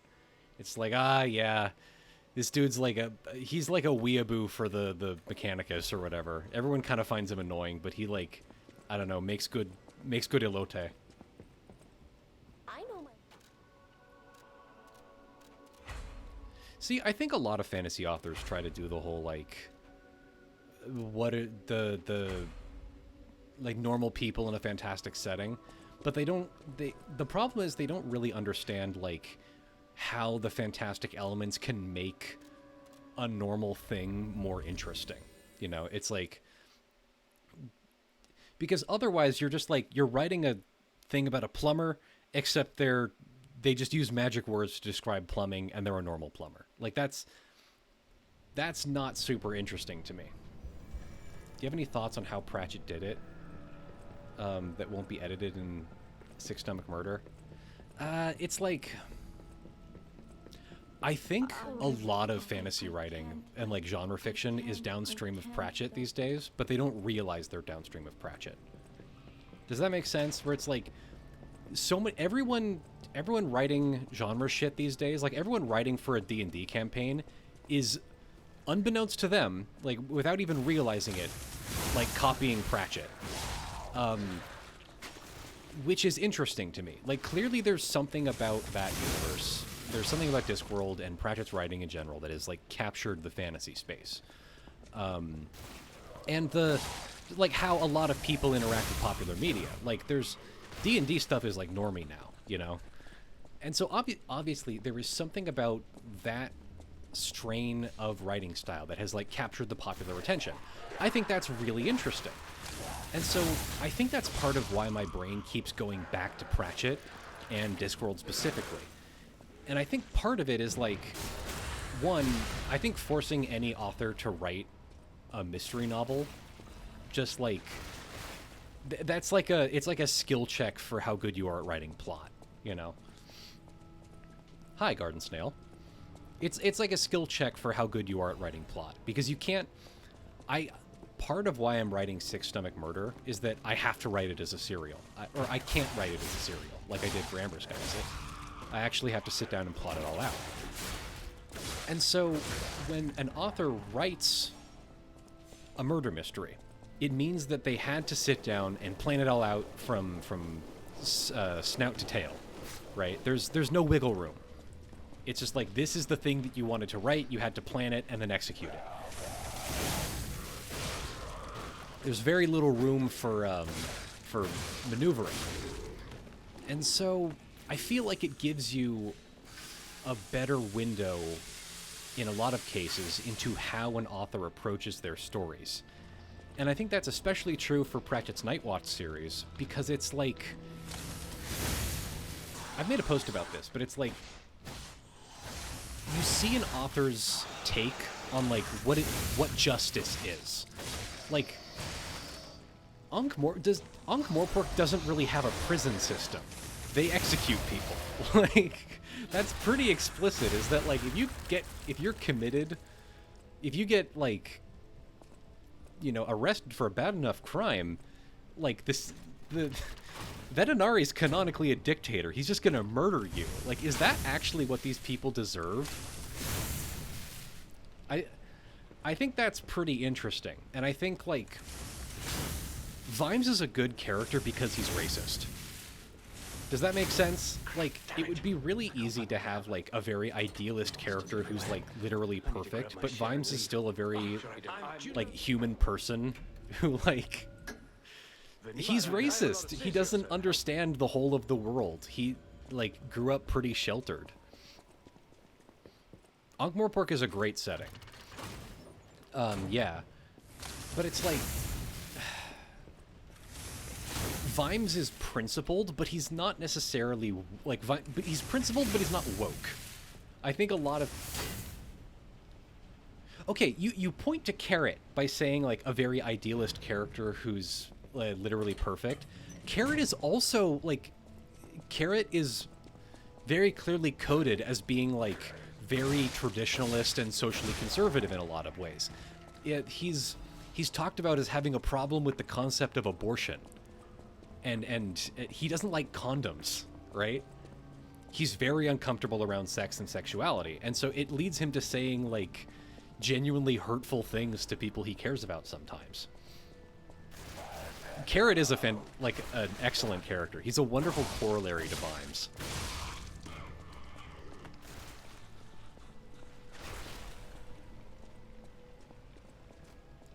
I've always found Pratchett's books to read, like, Dickinsonian, but not really. I think there's a little bit of Dickens in there. Like, Dickens has a very playful style, and he likes kind of, like, mildly cartoonish characters, and I think that shows up a lot in Pratchett.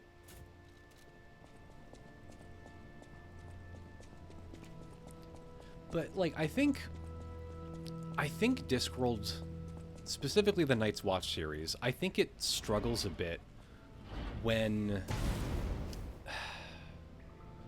like, it turns Vimes into a superhero, and I feel like that's exactly the wrong choice. Like, they give him, like, demon powers at one point, and that's super lame.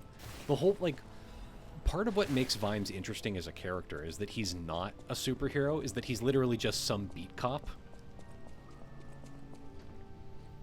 There's the other thing of, like, okay, any mystery novel is inherently a book about the police. That's always interesting, because it's never, like... Discworld and the Night's Watch series do get a little bit rah-rah, like rah-rah cops at some point. Like, talking about, like, oh yeah, they are necessary, aren't they?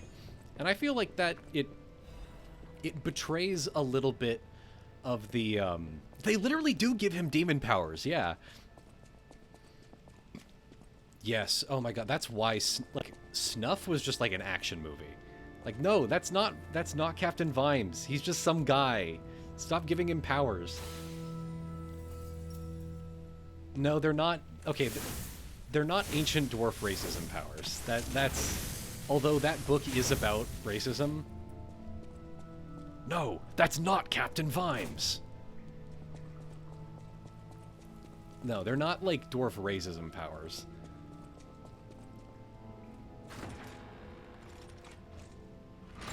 A David Cage Discworld game. It's like, I feel like David Cage wouldn't understand half of what makes Discworld good. And I think that's like, that's part of why my brain specifically is stuck on them, is because, I don't know, there's so much like, there's so many like interesting fantasy ideas that like almost get it, you know? People get way too hung up on stuff like magic systems. They don't really understand like what makes fantasy good as a narrative device, like as a narrative toolkit. And a lot of them, it's like, a lot of people see Discworld and they're like, dude, wouldn't it be funny if there's just like a fantasy version of iPhones? Like, they just think like that's their main takeaway, is what if elf get iPhone? But instead, there's a little djinn inside. Isn't that fun? What if the dragon is a crypto bro? Like, that feels lame to me.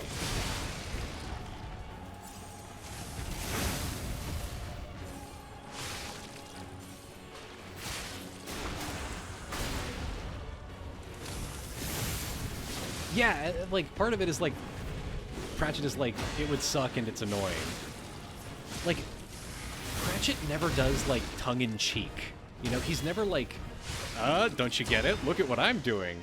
And I feel like a lot of fantasy media kind of falls into that trap. Like, there is the refrain of, like, the dragon on your shoulder is the crap down your back. Which I think is a good description of his, like, understanding of the fantasy medium in general. But he also, like, I think the underrated part of Pratchett is his background as a journalist, right? He understands, like, how people fit into a society. And he's, like, he's very good at seeing the humanity in, like, boring people. It's like, yeah, it's like, okay, it's not just the dragon is the crap down your back. It's like, okay, the djinn iPhone is a pain, but it's also kind of good for some things, and it helps you do some things while simultaneously being annoying. Like, he's very good at capturing a sort of, like, mixed milieu of everyday life that I appreciate. I feel like a lot of fantasy explains more than it integrates. That is a great way of putting it, yeah. Whoa, jeez.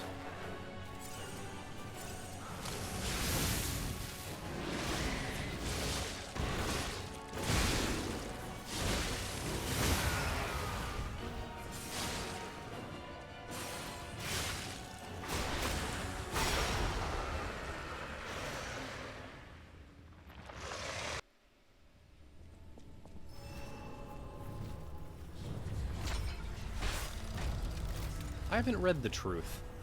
There's a lot of Discworld novels I haven't read, but I find because the Night's Watch series is, like, so popular, I see it as, like, particularly exemplary of Discworld as a medium. Ah, Thud is so good.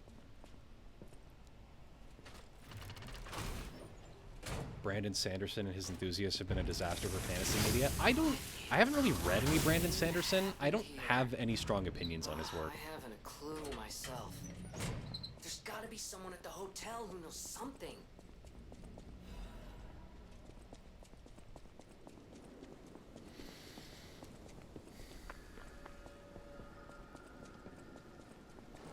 I don't know. I think part of what I'm trying to approach with Amber Skies is like, it's all just people, man. Like, Discworld does touch. I think Discworld is at its best when it touches on those elements of like using fantasy races as like particularly emblematic of a culture. And I really, really enjoy. Once, Oop. Krot was just a small town on the coast of Little I really, Importance. really enjoy Before Elysium when he Boulevard uses was built fantasy in place, fantasy neither races was all there was as of like, But you know, like talks about their some in the city bodies. prospered, Like the left fact no that common trolls line. think better when it's cold, and how that like affects them Isolation living in and cities, neglect. and how that's like a Krot's source of first prejudice against them. incarnation Like, became yeah, that's really good. Because like people see them as stupid.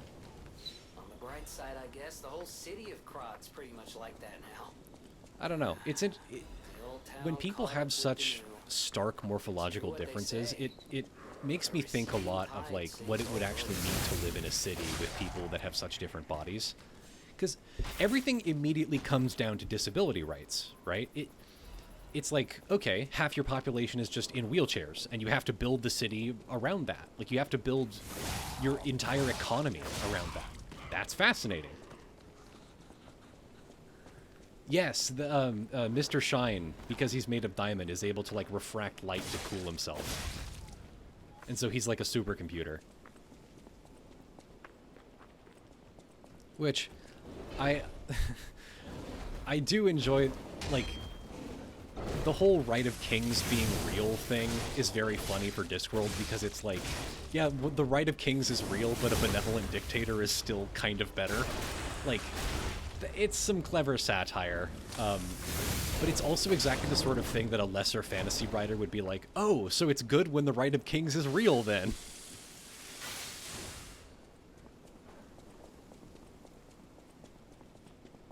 I think that's a lot of the mistakes with Pratchett's work. I mean, obviously, there's like plenty of actual criticisms you can have of his work. Like, he's not, obviously not a perfect writer. But you know what it is? I'm fascinated with how people misunderstand Pratchett. I'm fascinated with how people miss the point of him. This is sort of my problem with D&D-esque fantasy settings. Fantasy races never feel different enough to interest me. Why do I care if a person is an elf or if an elf just feels like a person? Exactly! They just like... It's like, who cares? They're just like white people. It's just like... That is a ton of it.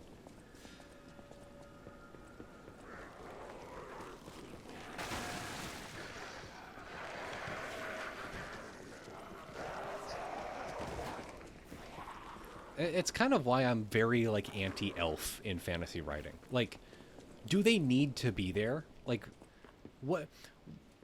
If you have a world with elves and humans, like, why is there a meaningful distinction? That's my problem with fucking tieflings. What the fuck is a tiefling? How are they meaningfully different than a person? How are they meaningfully different than just a culture of people that have horns? I think Mr. Shine would obviously understand Finnegan's Wake. I think that's clear enough.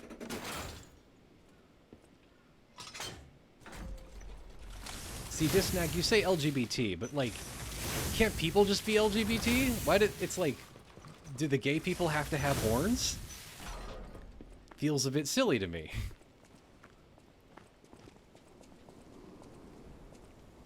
I don't really like the idea of there being a gay race, you know?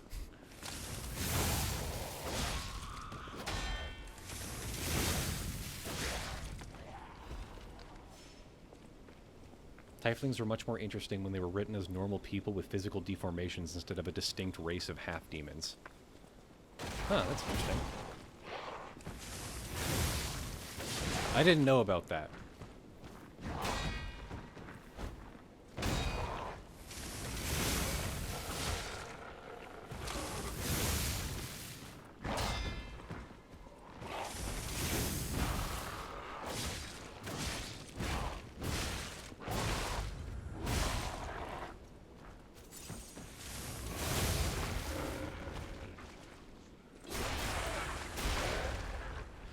Okay, I've heard some shit about D&D that, like, some of the Critical Role people have been like hiring away all of D&D's designers to like build a competitor. Is that true?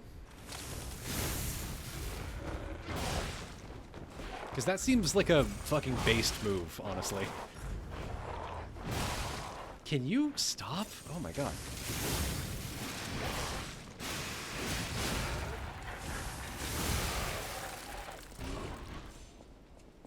I think you're getting it a bit overstated. All I've seen was like one person talking about a headline, so that's why I'm asking. Hasbro was firing a lot of people. Ducks in the park are free type situation. I see, okay. Yeah, I do like that Pratchett elves are like, they're like plebnars. I like that Pratchett elves are like plebnars and everyone hates them.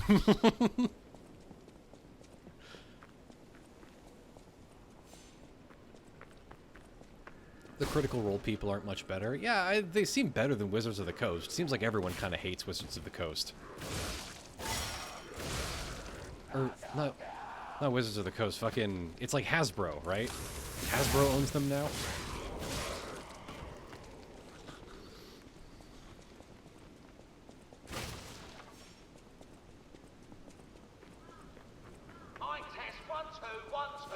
Hi, Ellie.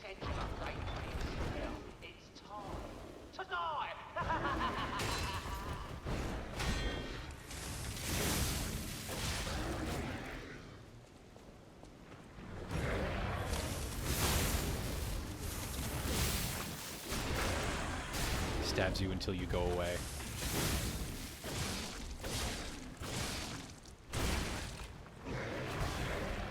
I don't know. I think a lot of like post-Pratchett, post-D&D stuff is like... I think we're reaching a point of cultural saturation where, like... I think people want to move on. Like, they're looking for a next step, but they haven't quite found it yet.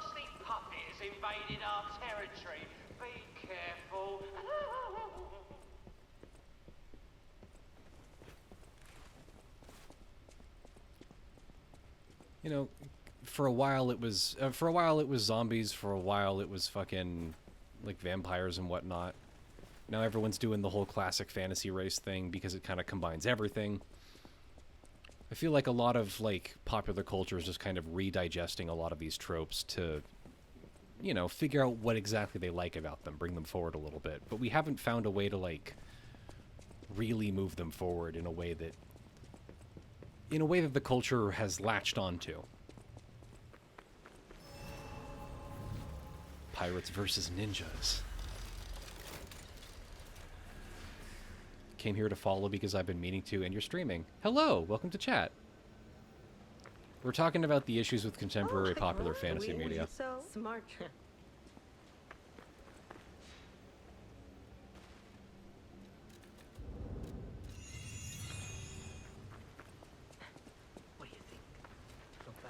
I'm wondering if Wizards of the Coast will get my ass if I make a TTRPG system called D&D. You should. I want to play D&D. Ellie, can we play D&D together? It's a name with cuteness. Play D&D with me. Yay.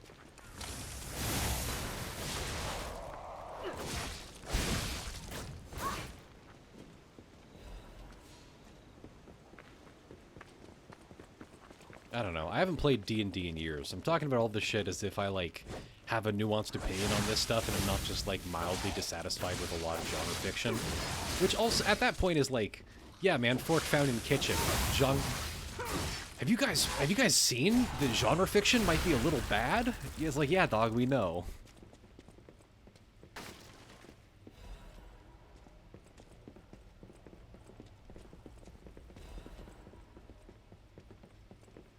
Yay!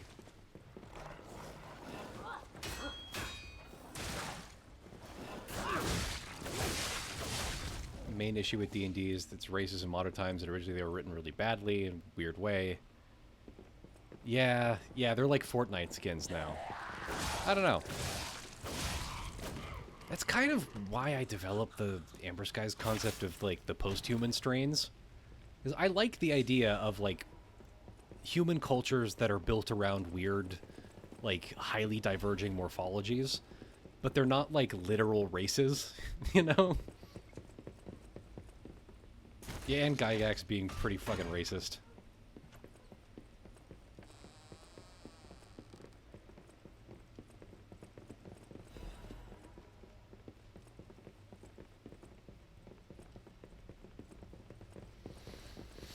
I don't know, though. Like, there's clearly something...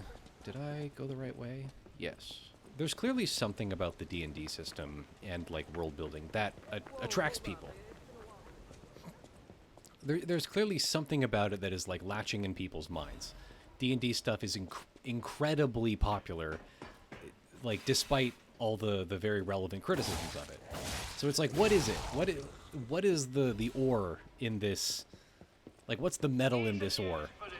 This just in. The intruder turned out to be Geppetto's puppet. This month's protection fee will be waived for anyone who hunts him down. What a deal! Now hurry up. I don't know. Chimp.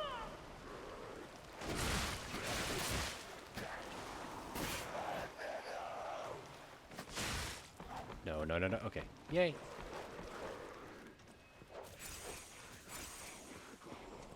Yeah, like... Yeah, I do think there has been a broad shift from, like, high fantasy to urban fantasy. I think that's very true.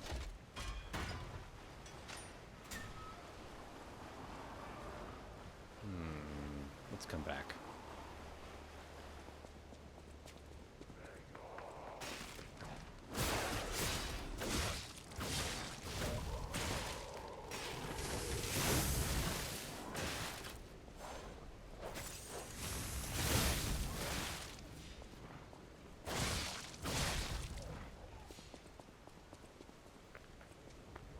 Seen some marketing for Eureka, just hasn't sold me on why it's better than Investigation than, say, Gumshoe. Yeah. It's like, I don't really know anything about... Ah, shit. Oh, right, that's scripted.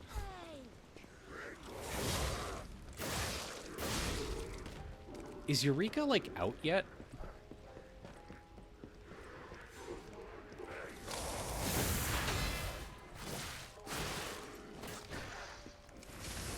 I know, I like tangentially know a lot of people that kind of worked on that.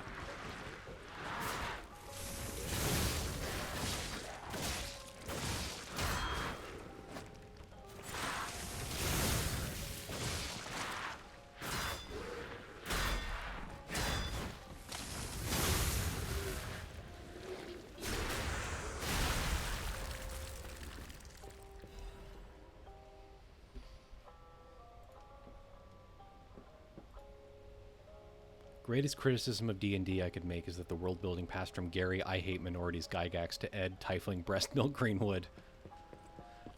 I do feel like the horny elements are kind of important, though.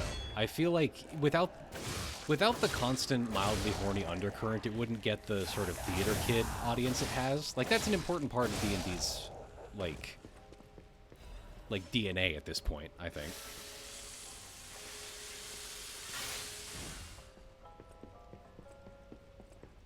Urban fantasy still regurgitates a lot of the same tropes. We don't have elves, we have fae. Maybe. I don't know. I feel like there's just a lot of... There's a lot of, like, fossilized cultural DNA within the urban fantasy genre. It's like, it goes back to, like, Tolkien and noir settings and stuff, and so I find it interesting to, like... write not just, like, good fiction, but, like, good popular fiction. I find it really interesting to be like, okay, I know I could... If I really wanted to lock in and write, like, a good lit fic, I could, but it's not what I want to write. I want to write a better version of the Night's Watch series. Because I think that, like, it's a more beloved piece of writing for a lot of people. Myself included. Yeah, I heart the masses. I think there's an art to elevated schlock. World where brutally violent magic combat is allowed, but sex isn't real. Best characters in this game, one of the worst boss fights.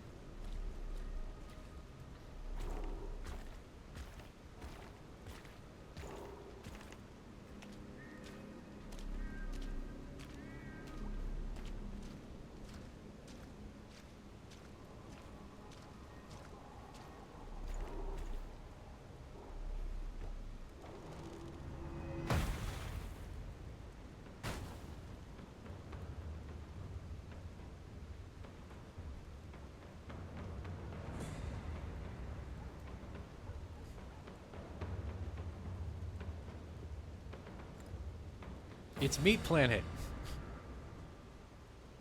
Bring it on. You ain't seen nothing like my brother.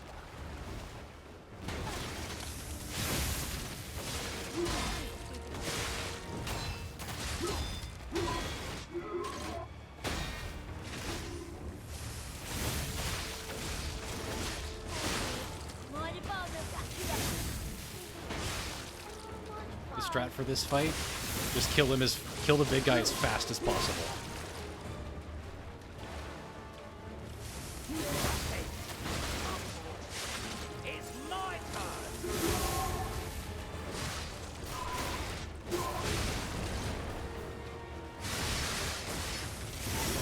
It's my turn.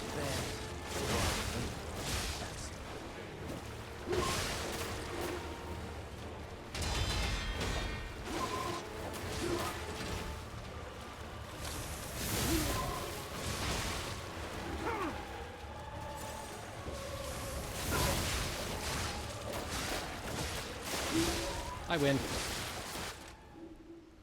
Whew.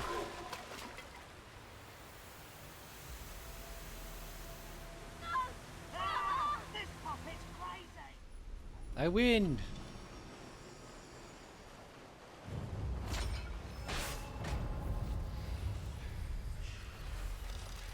My skill is only going up.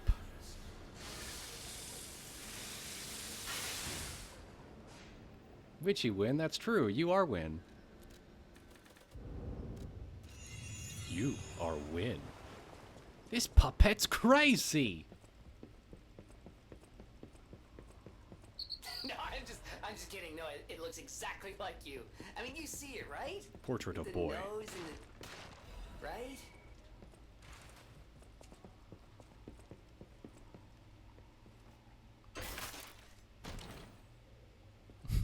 I've just had this puppet. It's fucking minging. Suck your dad.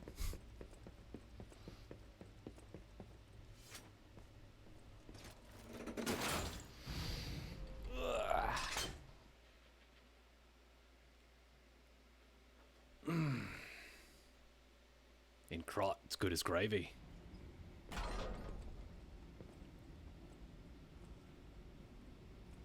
What were we talking about You have no before the boss idea. fight? I forget. It was like, I heart the masses or something. I think that was the last thing I was talking about. Elves.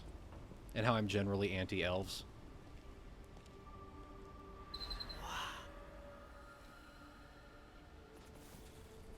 The appeal of slop. Well, it's like, I think a lot of slop is like popular media. Slop is like when popular media doesn't care. You were trying to do an adaptation of Spirit's Tuatha Fey. What would it look like? I don't know.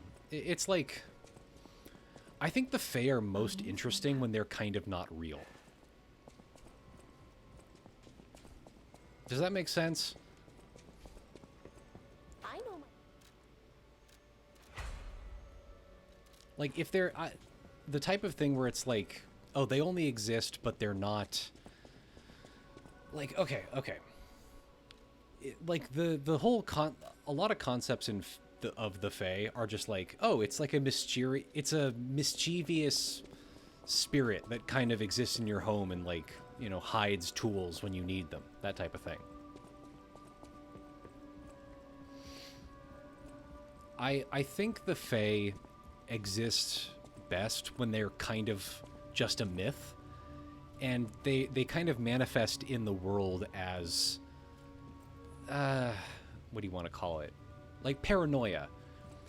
That's another thing that a lot of genre fiction doesn't do super well, in my opinion. Is like, what do you want to call it? You're back with the plan. Why not go to all this?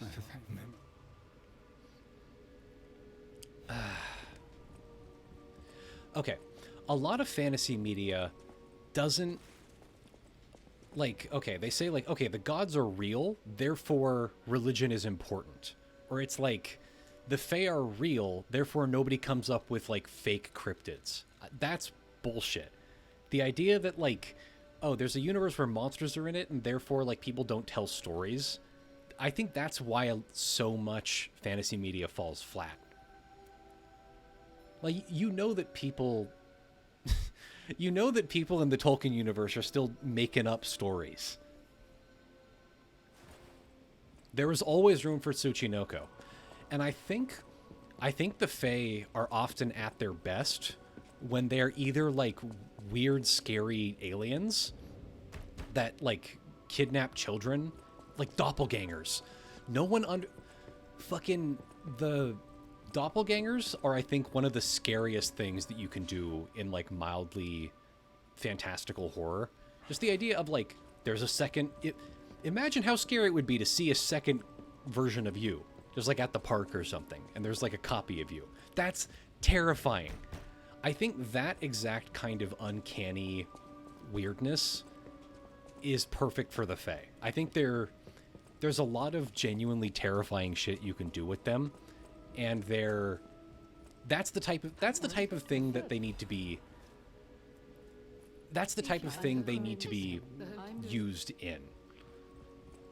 Making them just like elves with superpowers that live in another dimension, that feels like less interesting to me than having them like do things that are within the fiction of the universe not possible.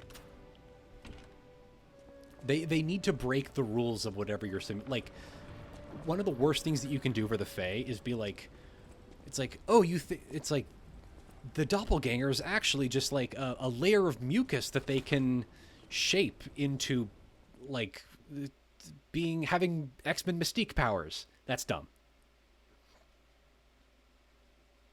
Like, if something explains their powers, they're not really the Fae anymore.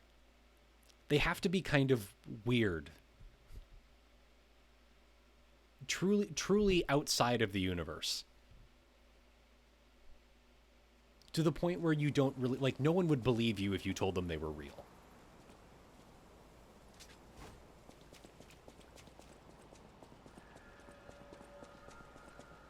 We're making great time on this run. Rosa Isabel Street, the entertainment district. You might call it extravagant. After my Welsh friend told me a little of how they work in Welsh folklore, I swore off touching fairies of all types altogether in fantasy. Adelina Corday, Yeah, singer in the red dress. Oh, she was the Shut most up, Gemini. famous of them all. I'm talking. The legendary prima donna.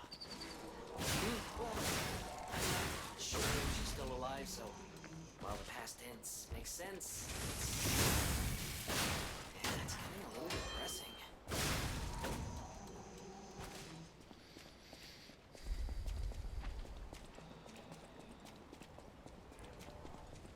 See, the problem with Doctor Who is that anytime Doctor Who does something well, it also does that exact concept really poorly in a different episode.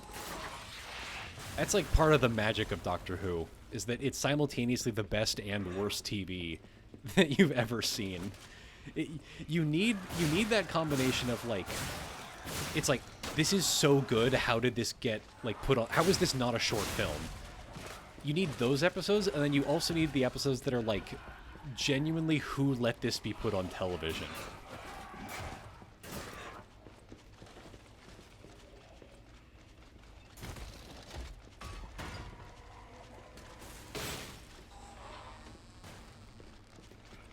Yeah, like old Slender Man fiction. Like, it does capture an era of the internet that I think is not really possible to have anymore.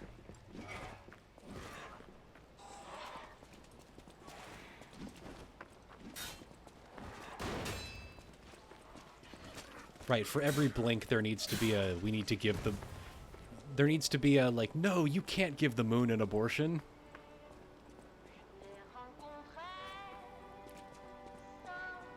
Okay, this boss has some of the weirdest line reads in this whole game. Oh, what a beautiful puppet you are. I can hear your springs even if you try to hide them. Musicians have keen ears, you know.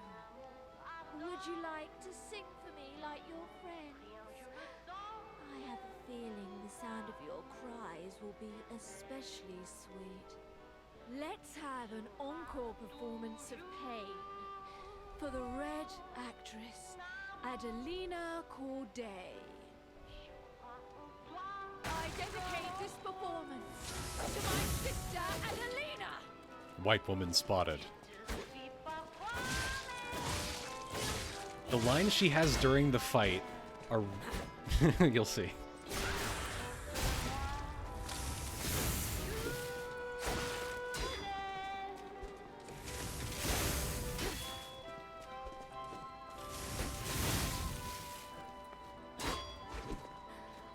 Say it. Why aren't you talking?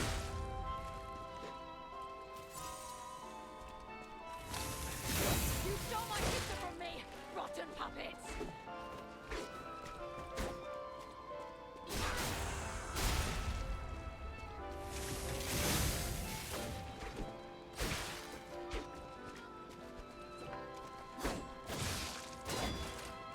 Ah, damn it.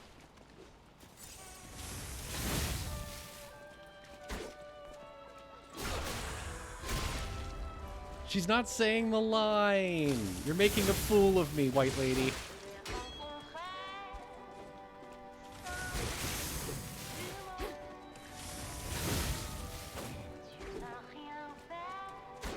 Chat, the white woman is making a fool of me. She's not saying her funny lines. You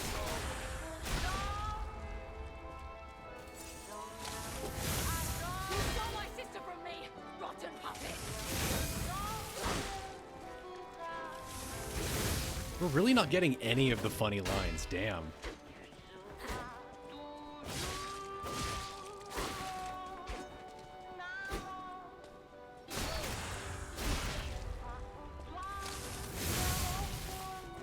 Attire as your sister. Damn. Well, alright. She has a really weird line where she goes, "Scream a requiem for me, if you must." Farewell, Taylor Swift.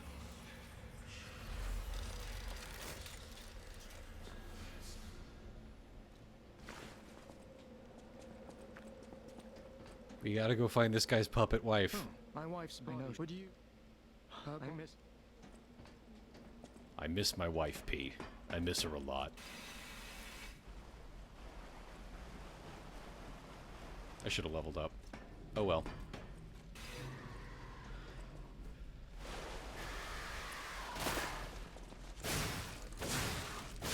He lied and peed. That is truly a classic of video game. I can't find my wife. You there, stranger. Can you find my wife for me? I lost her in the sewer full of zombie knights.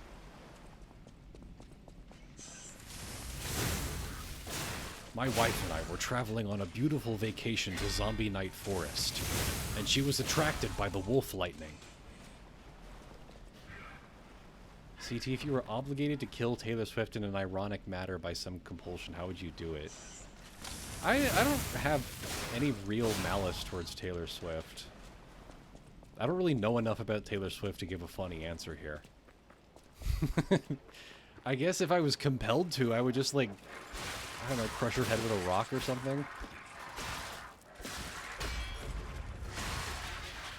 Oh my god. Oh my god.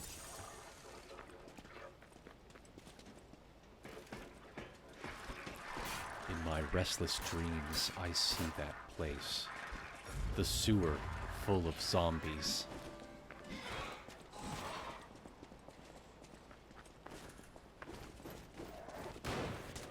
Okay, that was a noble answer. Good, I'm glad.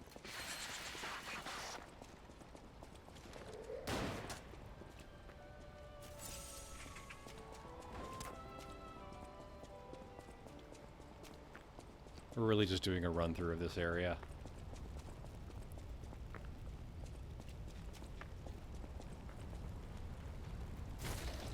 I don't know. That is another thing that I noticed about some of the Discworld books, is that a lot of the like, okay, you know the Disney movie thing where it's like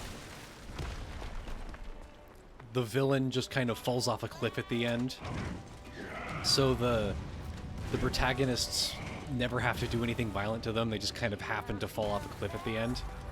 That happens a lot in Discworld.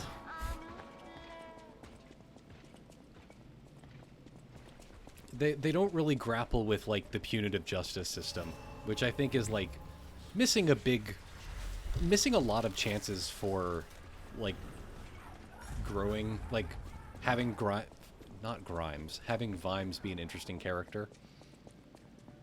Vimes does kill people some... Okay, well, he never tries to. Like, that's a pretty consistent thing about Vimes. He never, like, actively tries to kill anyone. He does kill someone in, the one that happens in Uberwald.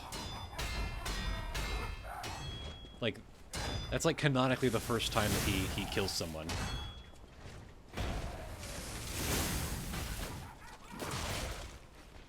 There's also a lot of bits in Discworld where it's like, they just kind of let a prisoner get beaten up in jail, and I'm like, that's really fucked up, man. You shouldn't do that.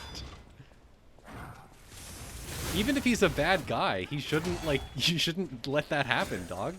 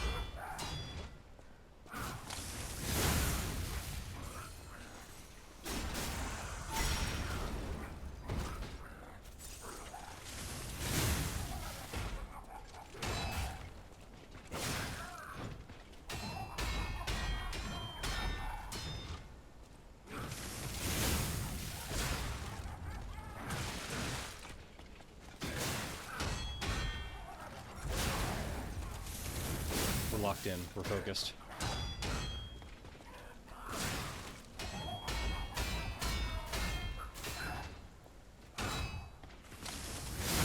It's so wonderfully possible.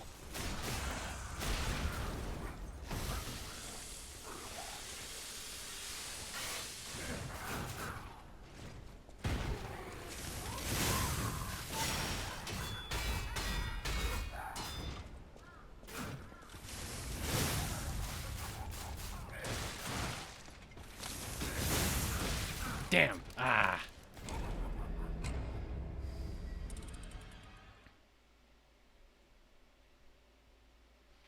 A lot of the villains in Nightwatch books end up being connected with the entrenched upper class that Vimes can't meaningfully touch. Yeah, exactly. Like, in the one that happens in Uberwald, the villain is, like, basically, like, the king's right-hand man. And so there is some interesting stuff there. Like, that's one of the books that I felt dealt with it in, like, an pretty interesting way. My skill is going down. Fuck. Yeah, I actually have...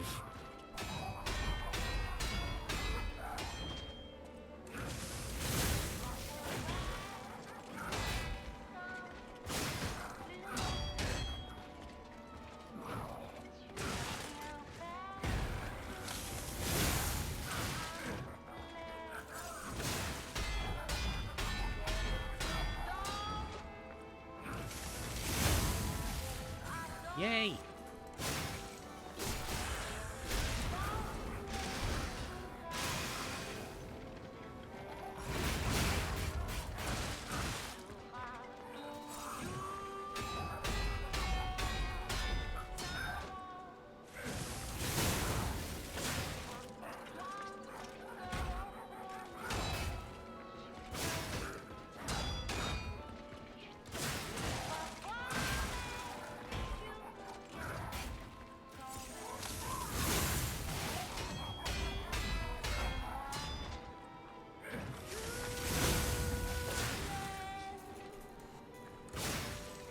Yeah, Jingo is like probably the best one. Jingo's probably the best Night's Watch series.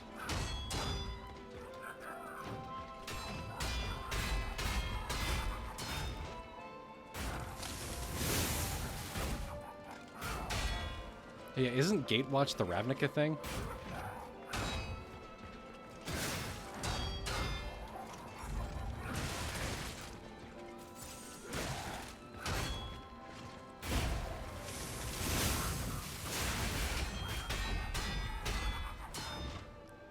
Sorry, I'm not talking this guy's hard. I've got to lock in.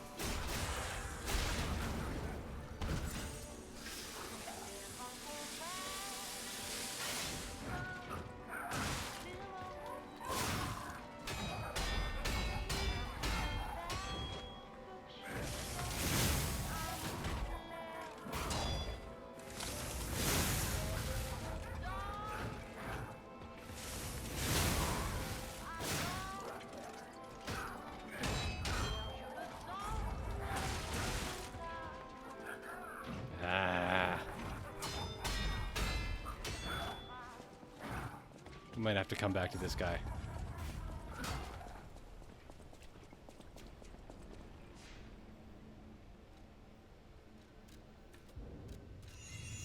Alright, okay.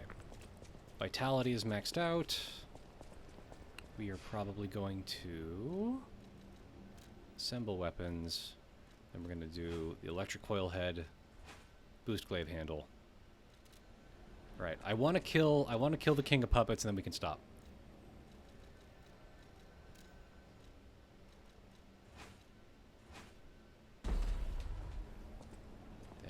Go to the hotel. Do you have any goals for this run? I'm trying to do like only elemental damage.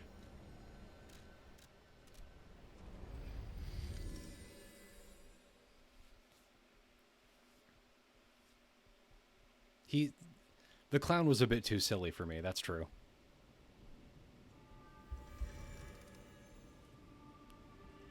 Gatewatch is Magic the Gathering Avengers. Oh, I see. Welcome. Well, doesn't sound like the sort of thing I'd be interested in.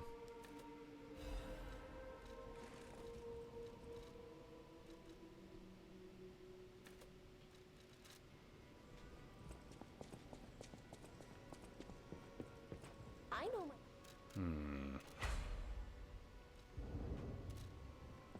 There you go. That's fine.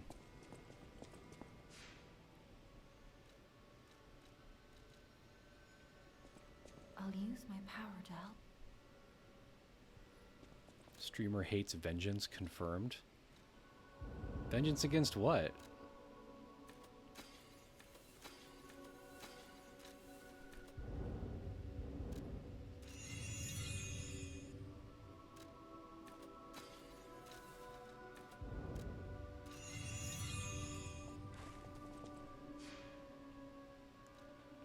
Yeah, that is another kind of trend that I find a little grating in a lot of modern media, where it's like, what if we did the Avengers, but in my setting? It's like, I don't really care, man.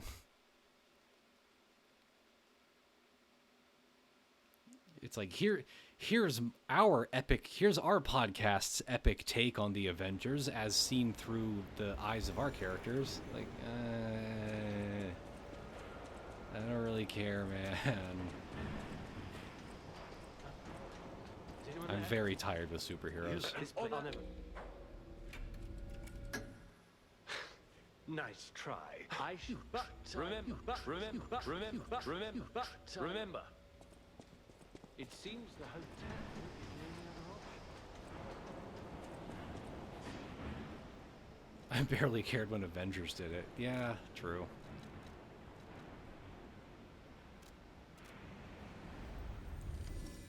They changed how the dialogue progression works in this game. You can YTP it like everyone. It's awesome.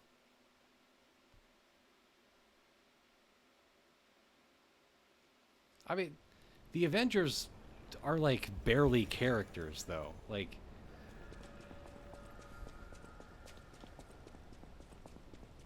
I couldn't tell you a single thing about like what's one of Thor's defining characters. Like what is one of Thor's defining characteristics? I was thinking about this the other day. I love in literature when a character is a wizard, but he isn't a wizard.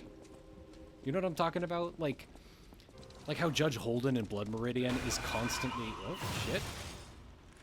Like, he's constantly doing, like, wizard things, and is, like, the narrative keeps framing him as a bit of a magician. Like, he's scary and otherworldly and has advanced knowledge. But he's not, like, literally a magician, you know? That's one of my favorite things in fiction. It's like, this guy's a prophet, but he's not really a prophet. I love it when a narrative, like, magician codes or prophet codes someone.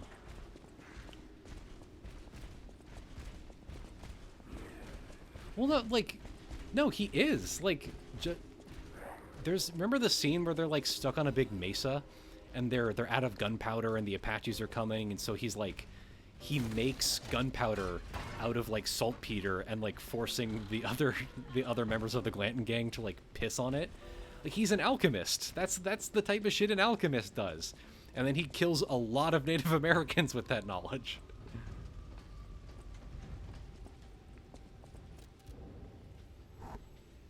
Isn't he Satan coded? No, he's Archon coded. Although within the fiction, like, he's pretty explicitly, like, there's something magical going on with Judge Holden. Like, there's one point where he like, walks through fire, and he's able to appear in places without, like, having to travel there physically. But it's, like, the magical aspects of him are not the important part, right? Like, if you're like, oh, he's literally an Archon, that's clearly not what the narrative is trying to say.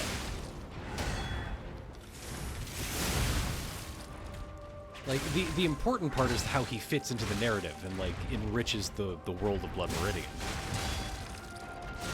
Like, whether or not he is literally an Archon is not important. I feel like people get caught up on that. Thoughts on the ending of Blood Meridian? I thought it was awesome. It's great. I can't really talk about what happened, but it's like... No, it's not a happy ending.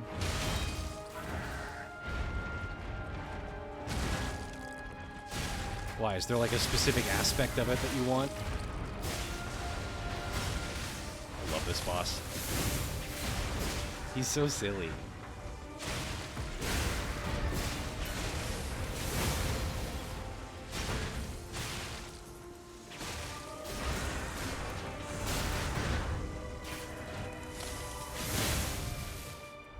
Just trying to get your head around it.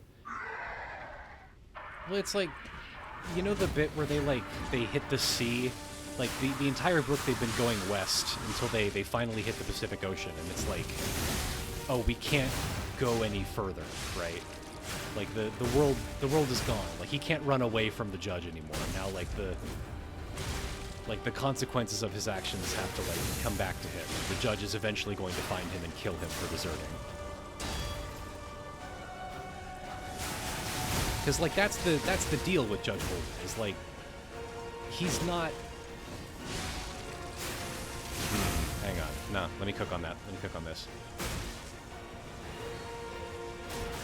Like, it's clear that, like, Glanton and Judge Holden have a sort of deal. Like, people talk about, like, it's like, oh, the judge is this, like, he's like a despot. He's like a Hitler figure. He's like, he's not.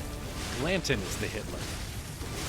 Like, Judge Holden is clearly, like, he's the sort of extra physical force that despots have to entreat, right? He is the blood price that you're paying for despotism. Every member of the Glanton gang has made a pact in some way, even if it's not explicit. Well, he's not just the power, he's the violence, right? He's war. Or he's an aspect of war, and like, within the text, Judge Holden is supposed to be, like, he's colonialism manifested, right? He's an archon of war. I'm pretty sure that's the implication there. You know, he's white, he's huge, he's into all the very cultured European things that any good colonist should be into. He hates birds because they're free. No! You bastard! Yeah, he does human evil stuff, not like Satan evil stuff. Exactly. Yeah, he's a pederast. And the children stuff. And he, like, at one point, throws puppies into a river. Baldness equals the firmament? Yeah, Judge Holden did all that shit because he's bald.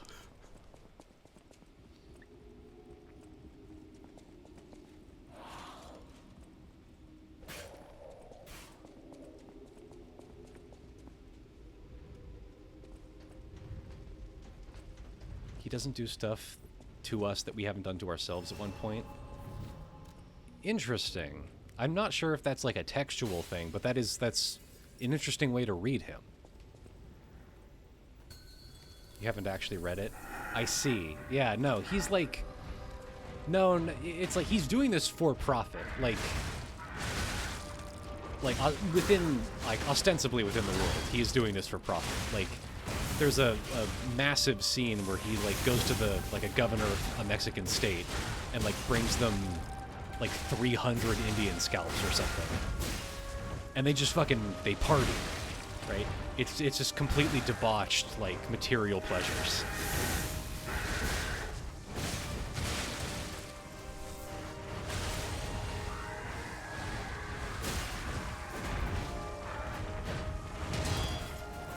Like, the idea within the fiction is that Judge Holden is colonialism. He's colonial violence itself, like, manifested as a person.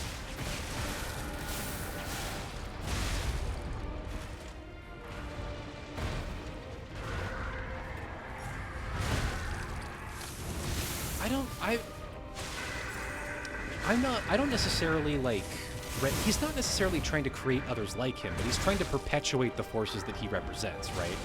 In the same way that, like, a colonist wants to create more colonists, right? That's how they replicate. It's like the judge wants there to be more colonists, but he doesn't necessarily want there to be more judges explicitly, right? Although you could totally read that as, like, he's trying to make more of himself. That's a totally valid way to read that.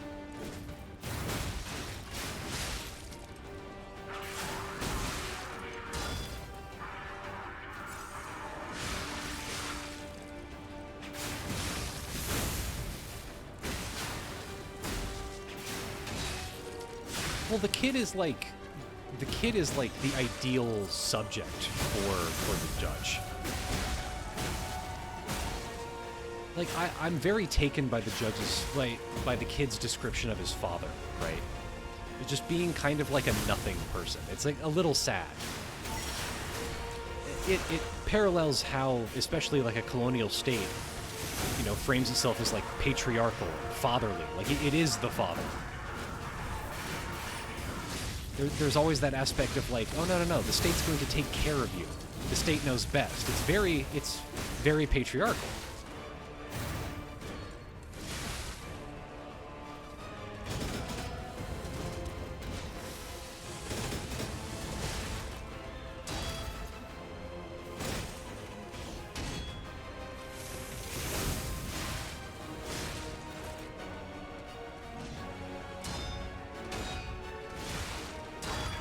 Damn. All right.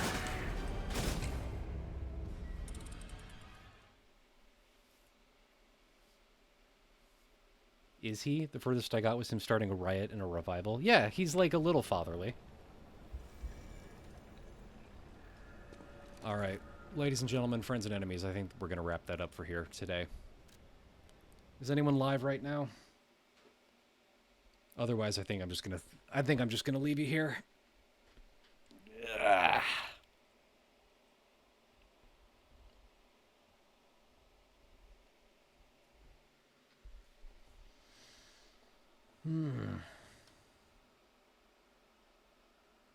Nothing.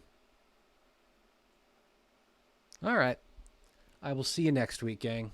Thank you for stopping by, everyone. And hey, remember, I can only do stuff like this because of the Patreon. So if you want to throw me some money, please.